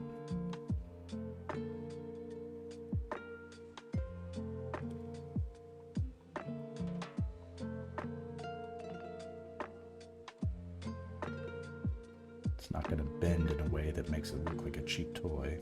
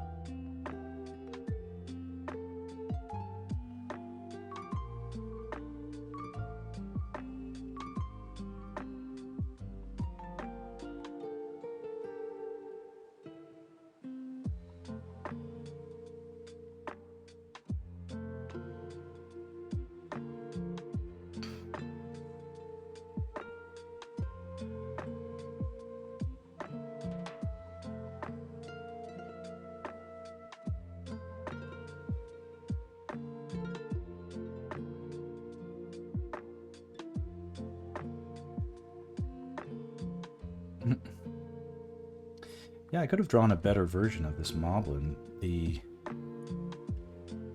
scale is pretty... Well, the scale compared to Link is fine, but the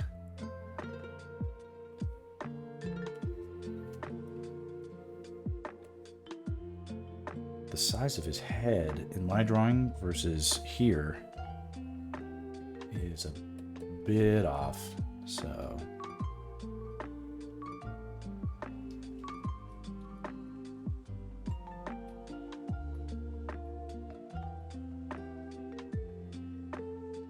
Let's see.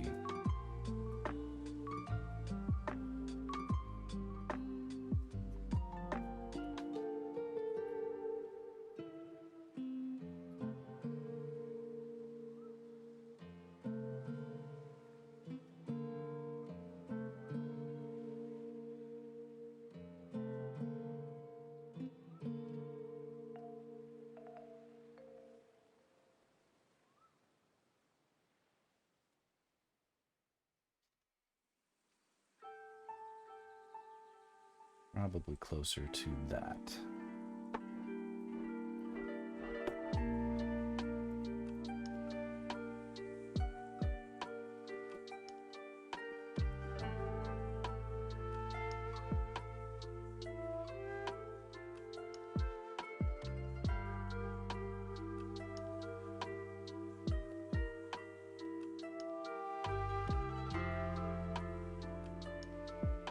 Pretty sure I had a lot of wine when I drew this the first time, so nothing wrong with admitting I might have made a mistake in my proportions. That was fairly early on in the whole adventure. I don't know if I even had this mic.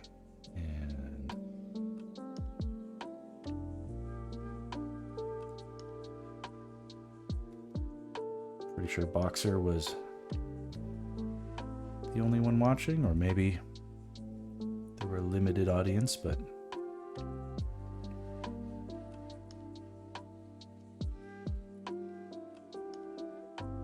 it was more of a party than something I was trying to take at all seriously.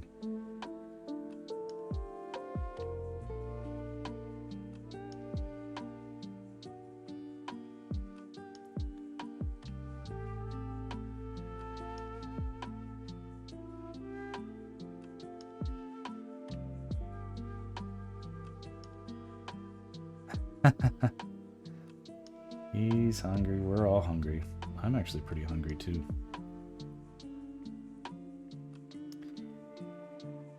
Everybody can get food, and like I'm sort of fasting because I know my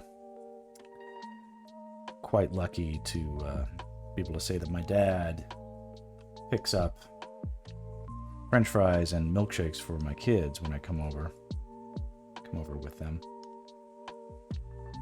And when he does, he usually gets me something as well.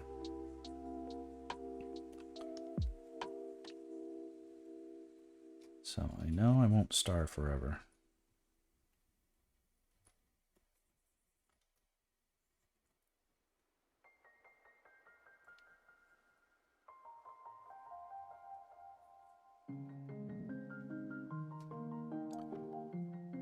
There's this hulking back on this fellow.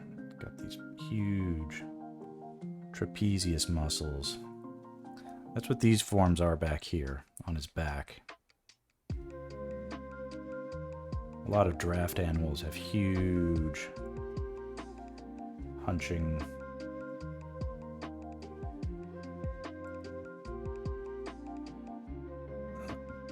forms on their directly behind their neck or on their neck. Giant, thick muscles. Obviously, people can have huge trapeziuses too. Mine can be decently huge when I work out. Obviously, right now they're super shrimpy. It may not be clear on the stream, but I have a giant bobblehead that is heavy, and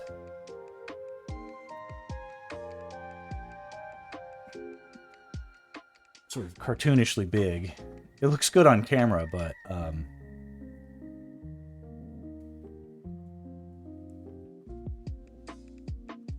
oh, yeah, that's the Mona Lisa. I painted the Mona Lisa as a gift for my wife many years ago. Here, I'll bust it out. Oh.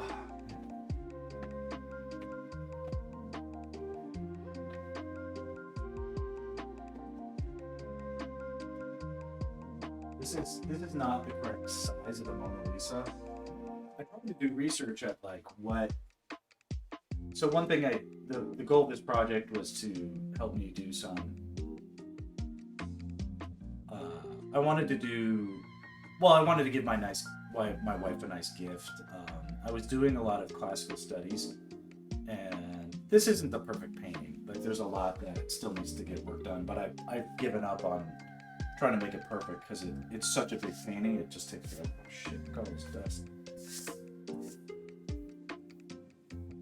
But I did a decent job, and it's basically color corrected. So this is like, you know, obviously the real Mona Lisa has like a lot of aging, but in its original form, it would have had vibrant colors. That's something I've tried to do here. Is bring some color to it. And the Mona Lisa in present form there are these columns on the sides of the Mona Lisa that were there in his original painting, but were chopped off at some point in its lifetime to fit a different frame. I'm not sure if we know the original dimensions of the Mona Lisa, but the Mona Lisa as it is now doesn't have these. It's been cut. But we know there were columns because in Leonardo's own lifetime, his students were doing copies of it. And so there exist copies of the Mona Lisa, nearly as old as the Mona Lisa, that have these columns. And likewise, Raphael did a drawing of the Mona Lisa that also includes these columns.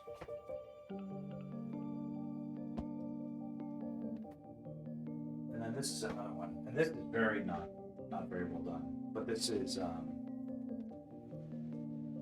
the pastoral concert that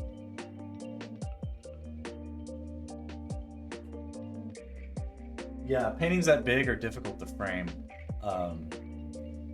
But so the Mona Lisa is painted on masonite. The original Mona Lisa is painted on wood. Poplar board, which is just basically a basic piece of wood. It's like painting on plywood. So it's extremely durable. There's no danger to the Mona Lisa. It's just sitting there collecting dust. It's been sealed with a kind of protectant that I can wash it off. It's oil based as well, so I can wash it with water and it won't hurt it. So it should be fine. This is also oil, and it's not really finished, but this is a very interesting composition. It's the Pastoral Concert it's attributed to Titian, but I think it's by Giorgione. But there's just a lot of poetry in it, which I really appreciate.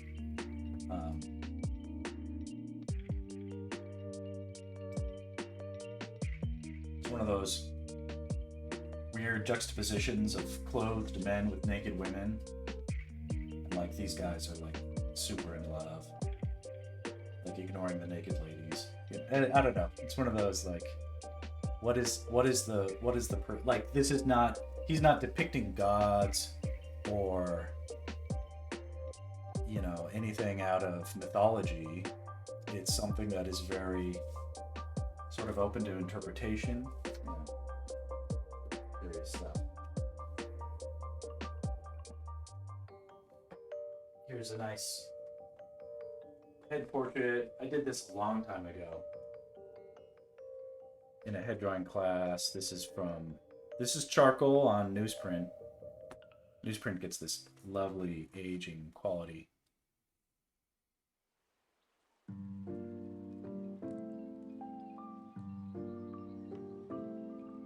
Yeah. Yeah, that one was I called that Spiders Game. That one was okay. That was okay. It was a digital work, and I didn't know what I was doing in terms of like color and anatomy as much. It's still good. It's just not great. I had a lot to learn. And then this is a painting about the same time. I did these when I was a teenager. That charcoal head drawing, and then this one was probably 17. So these are old.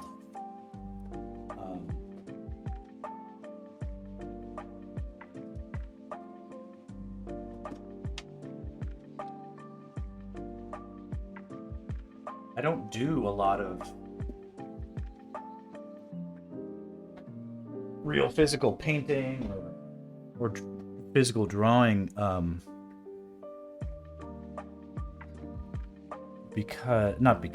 but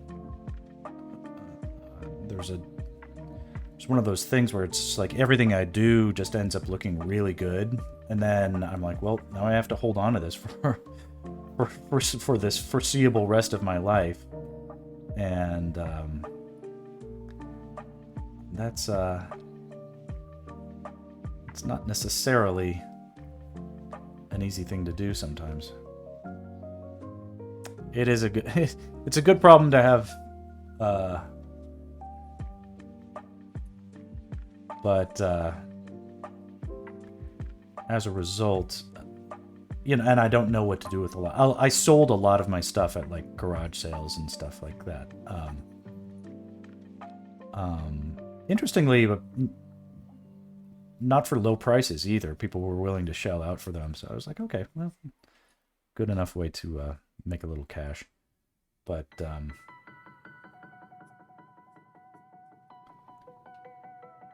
yeah, I don't have like a lot of like, whoops, that painting didn't work out or whatever. Like usually I sit down, I'll execute something. It ends up looking really good.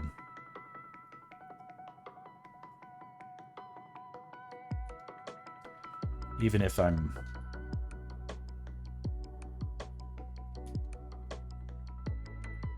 not necessarily intending to create a masterpiece. That all sounds very braggy, but these days I'm concentrating my efforts really just on the digital stuff. It just has the best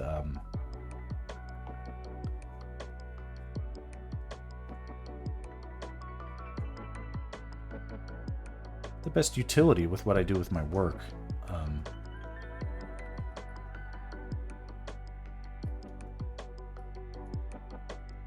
All the digital drawing techniques dovetail with what I need to do every day in my job, so it just makes sense to concentrate more on that. If I have spare time,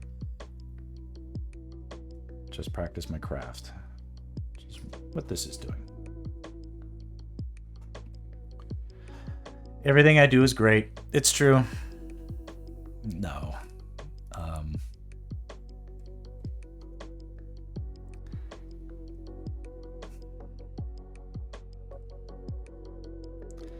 Well, this is the stream where if I'm gonna mess up a drawing, you'll see it, right? You'll see me mess it up. Like, I didn't draw these guys great. Right? I have to go and redraw them.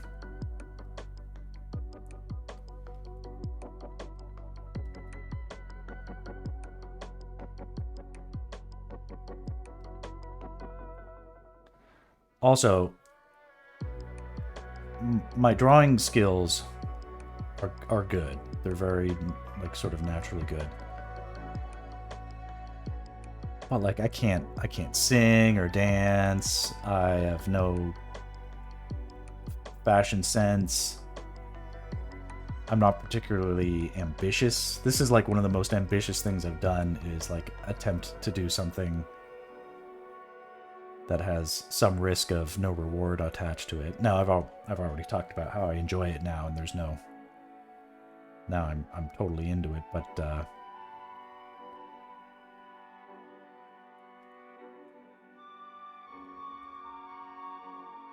plenty of things, plenty of things I'm not good at. But most of the things that I try to draw work out.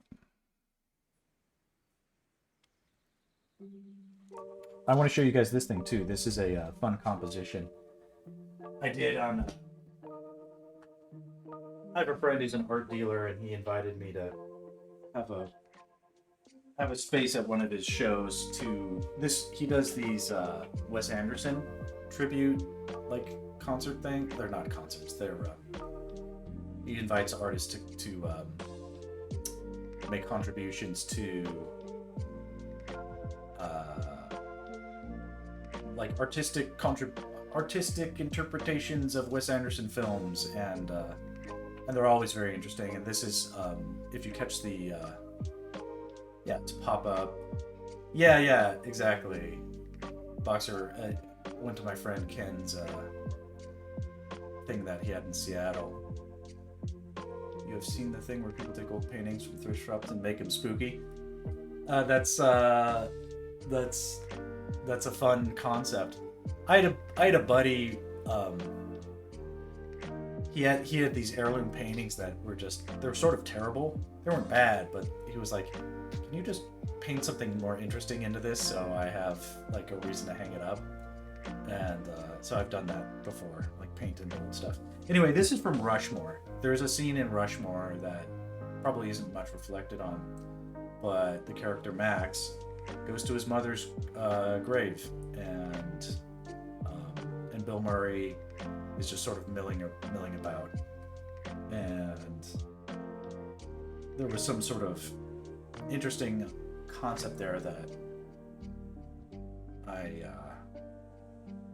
worked into a fun composition. So it's hard to see it nicely here because of the reflections of the glass, but that's what this is.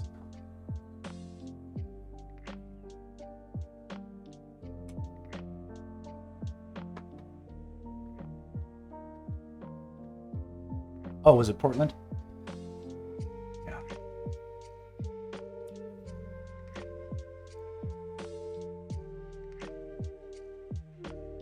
Ken, Mr. Worldwide.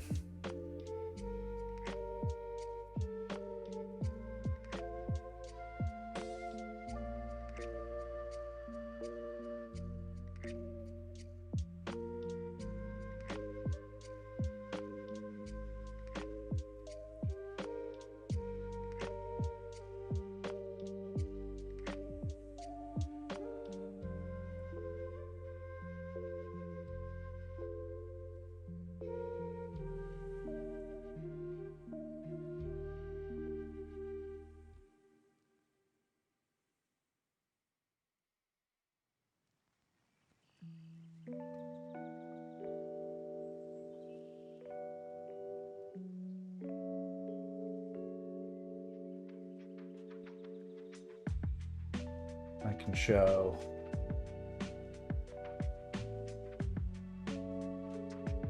I'll save it for another stream. There's other artwork here too. But I don't much adorn.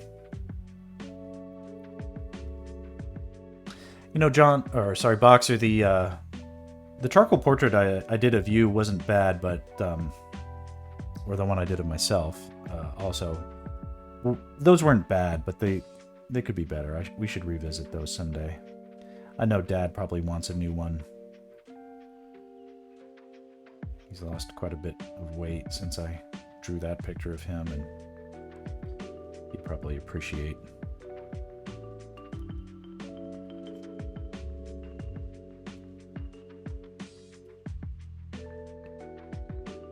Oh, yeah, I doxed him. Sorry.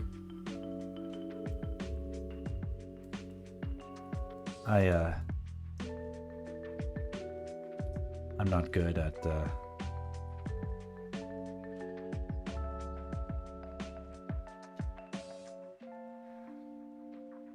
yeah. Johnny Matsuda. Okay, we all love Johnny.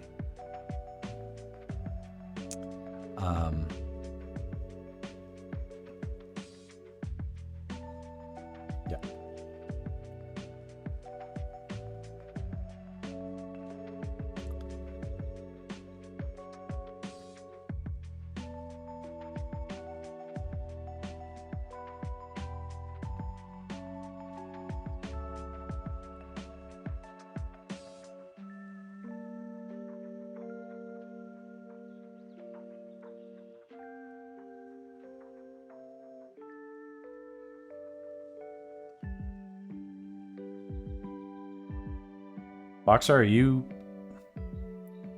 leaving town this weekend? What are you doing?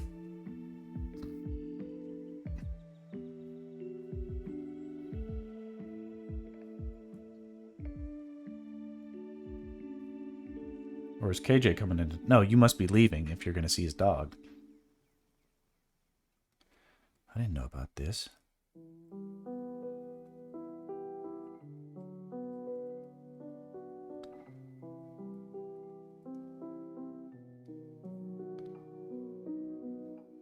Washington. Awesome.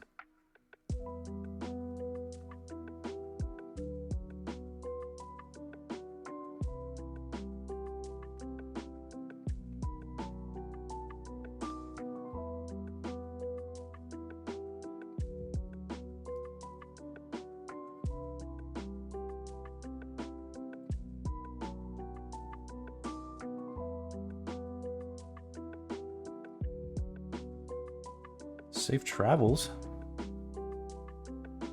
Get the pup dates. Yeah, that's cute.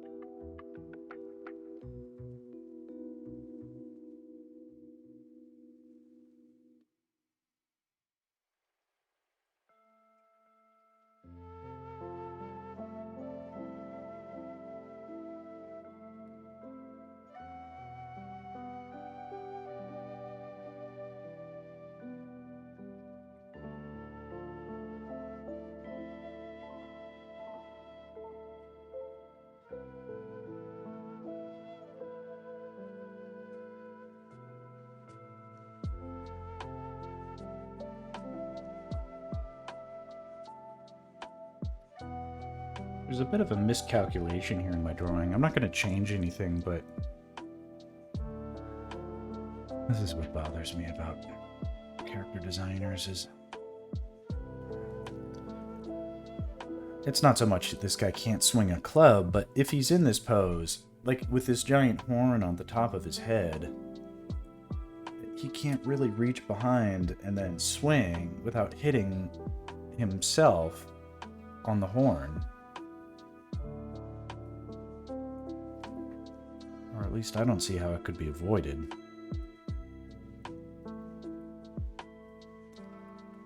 And that just feels like, why do you do that?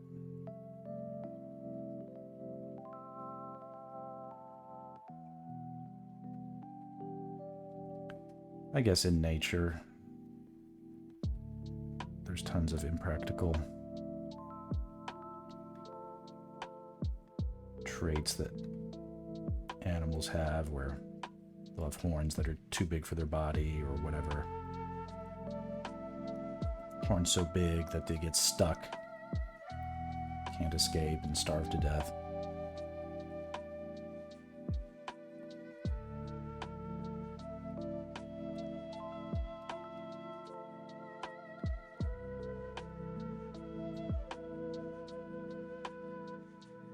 Yeah.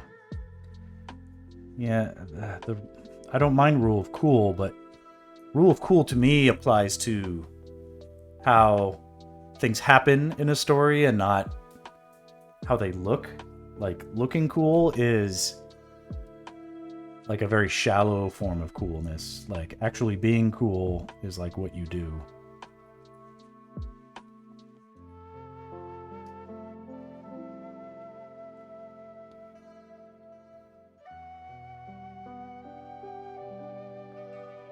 Expert on cool here. Me the expert.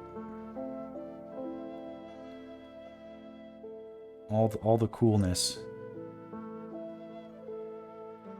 All that's fit to be cool will be assessed by me.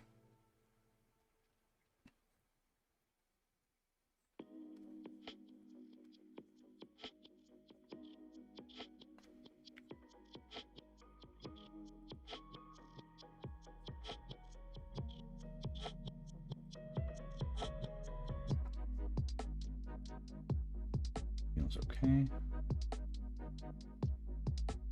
Wrapped up the feet for no reason. He's got bandages on his arms. He's cool.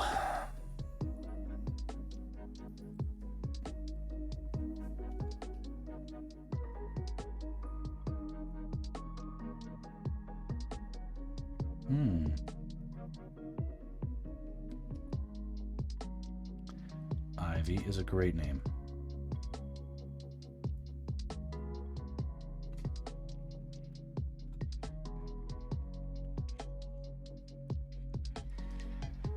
We were having a discussion the other day about how when picking names, you have to pick a name that you don't have any negative connotations with.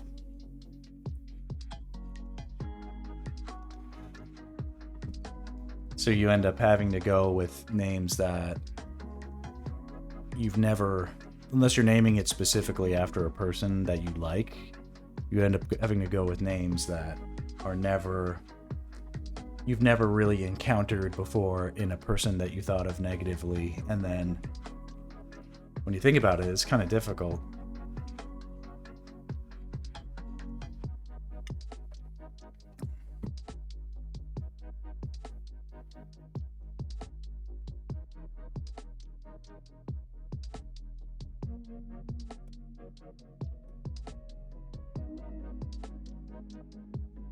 Yes, wacky races. Yes. Yes. Uh-oh. Go down a rabbit hole here.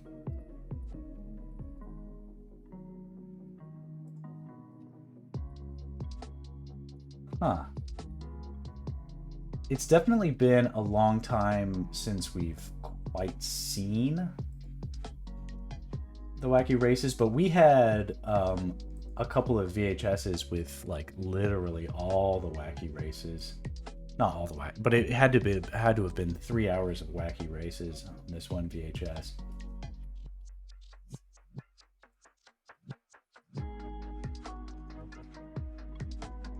And it's such like a weird formula of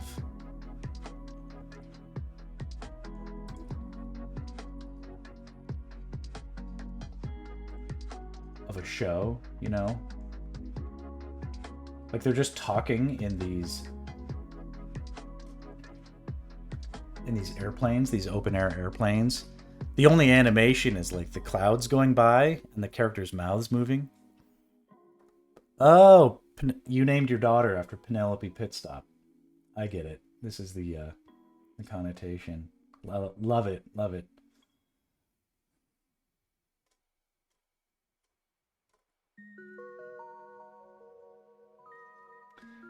We would end up with weird source materials sometimes. My dad would go to meetings and he'd be sort of put in the running of like working on a show. And often part of that pitch would be to like, can you write a pitch so that we can revive an old franchise? And so it happened to be like in some instances we would have old shows like Wacky Races that was I never confirmed this because I didn't even understand it at the time, and my dad would probably barely remember now, but he was probably involved in some sort of effort to reboot the Wacky Races sometime in the 90s, and it must have came of nothing, because I'm trying to look it up now and I don't see anything. At least in his IMDb. But there's no, like, my dad would have hated those cartoons, so there's no reason why he would have had those for us, because we certainly never asked for them. But we had them all, yeah.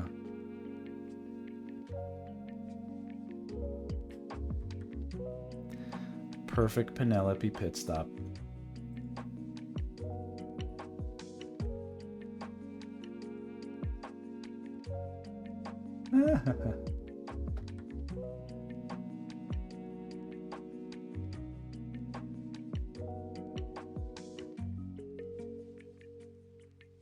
Well, she has her own series or something. What is this?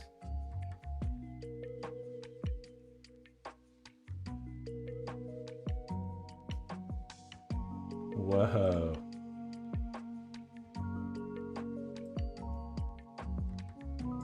AI to the rescue.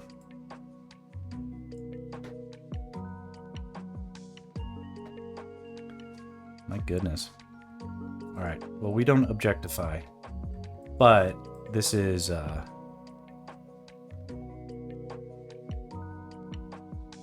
interesting. The Wacky Races that I remember were the plain ones. That's what the ones that I remember.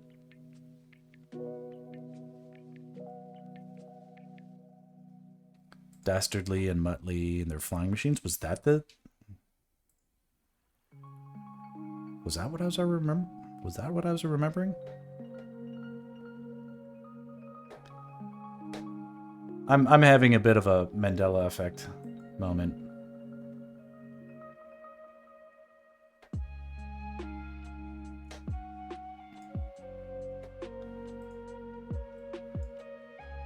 Okay, we got about 10 minutes till end of stream. I'm gonna try and rough in some of these other bokoblins.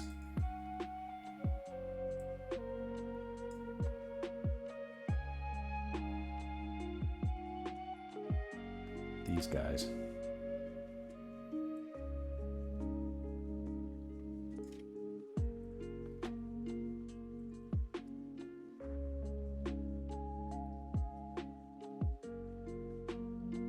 There we go.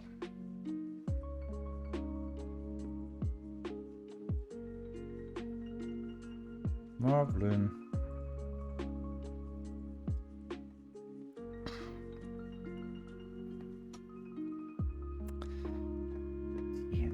Perfect.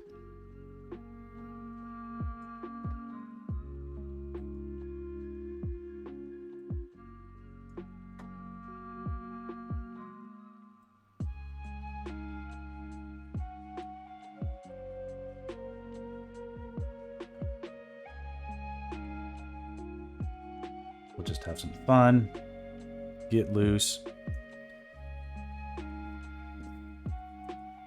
So these bodies, I don't have a back view of these moblins. That's impossible to find ever. With references, it's like, what does it look like from the reverse? It's just almost impossible to ever find anything like that. That's not what they consider the presentation angle.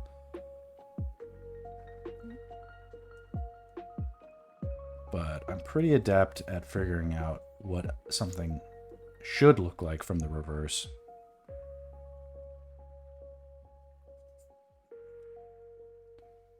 Even if I can't find a specific reference to show me for sure.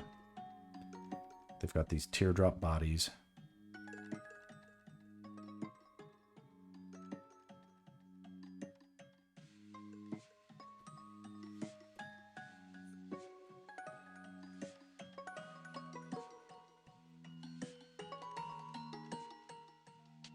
Little moblin butts. That could be a fun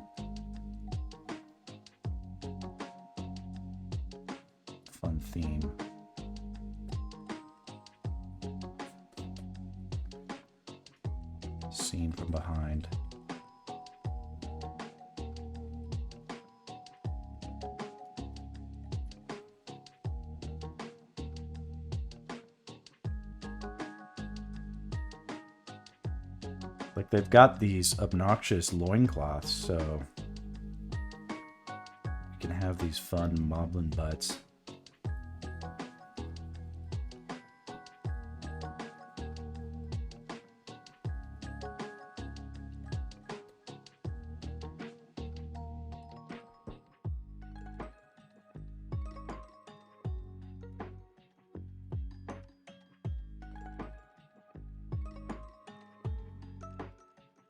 Oh, they have figurines?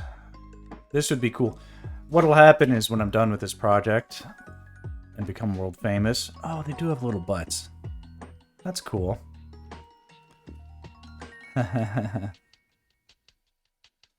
Okay, that much more muscular.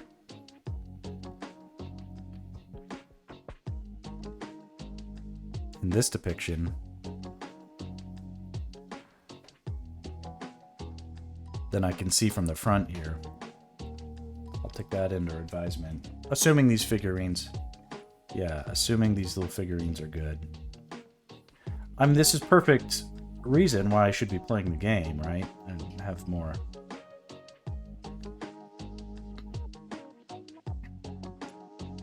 I just feel like I'll get sucked into something so fun. I won't be able to stop myself.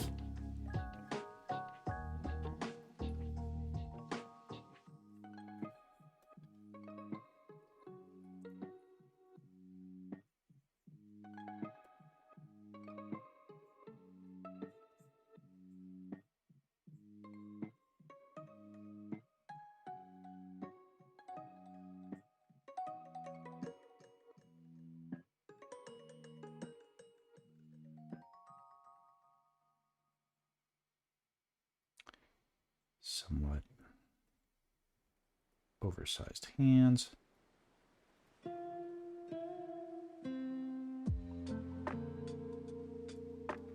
So an amiibo is a license. It's like a official.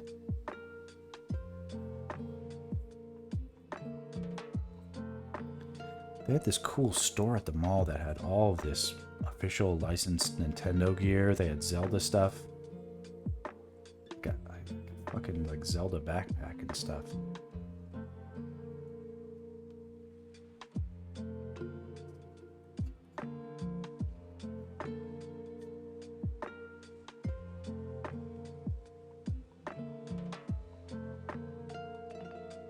Oh, cool.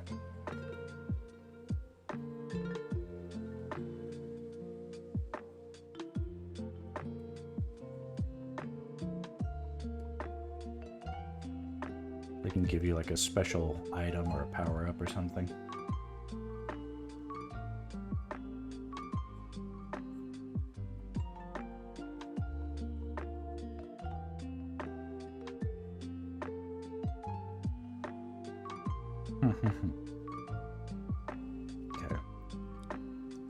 Okay. Yes, you're everybody can see that yes, they do have back loincloths. They do. But we can have that sort of flopping. We can still see some butt. And then that means we have to have some overlap here.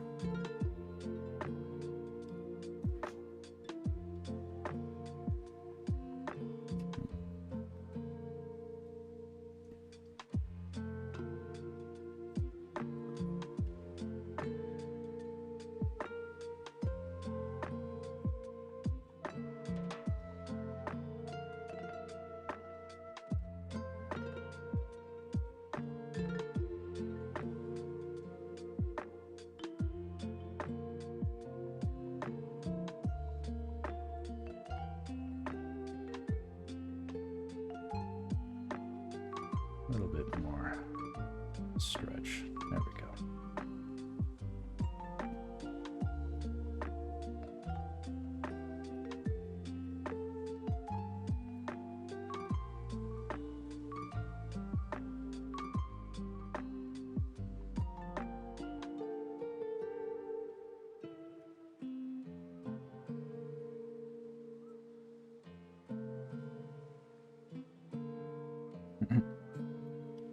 Moblin dong.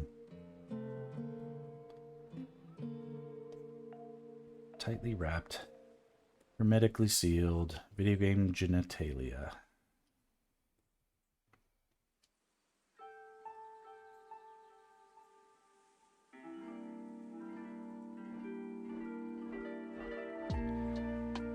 This will be our last track. I'm gonna fade out in a minute.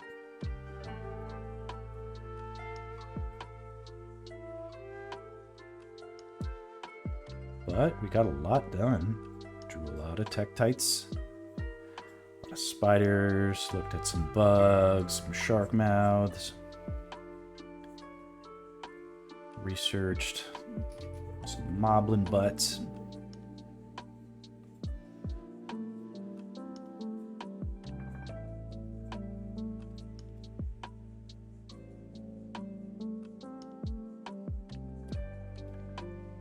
Fun little horde of dudes coming in there.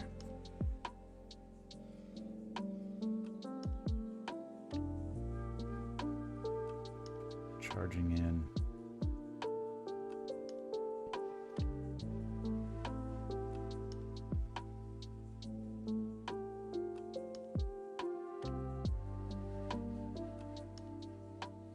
Not sure if I have this leg quite how I would love it to be.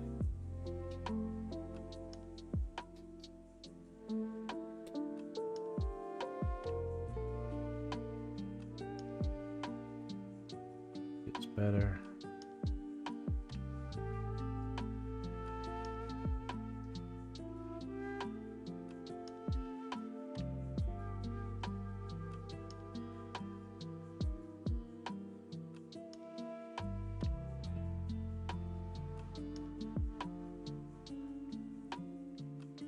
Cloven feet.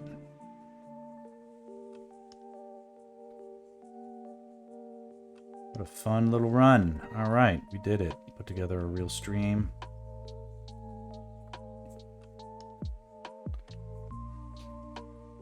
Feels good. Scratches that itch. Yeah. More moblin butts next time. We'll draw all the butts. We'll figure out what's wrong with this drawing. I'll see it tomorrow. We can't fixate on it now. I'll get trapped and I gotta go.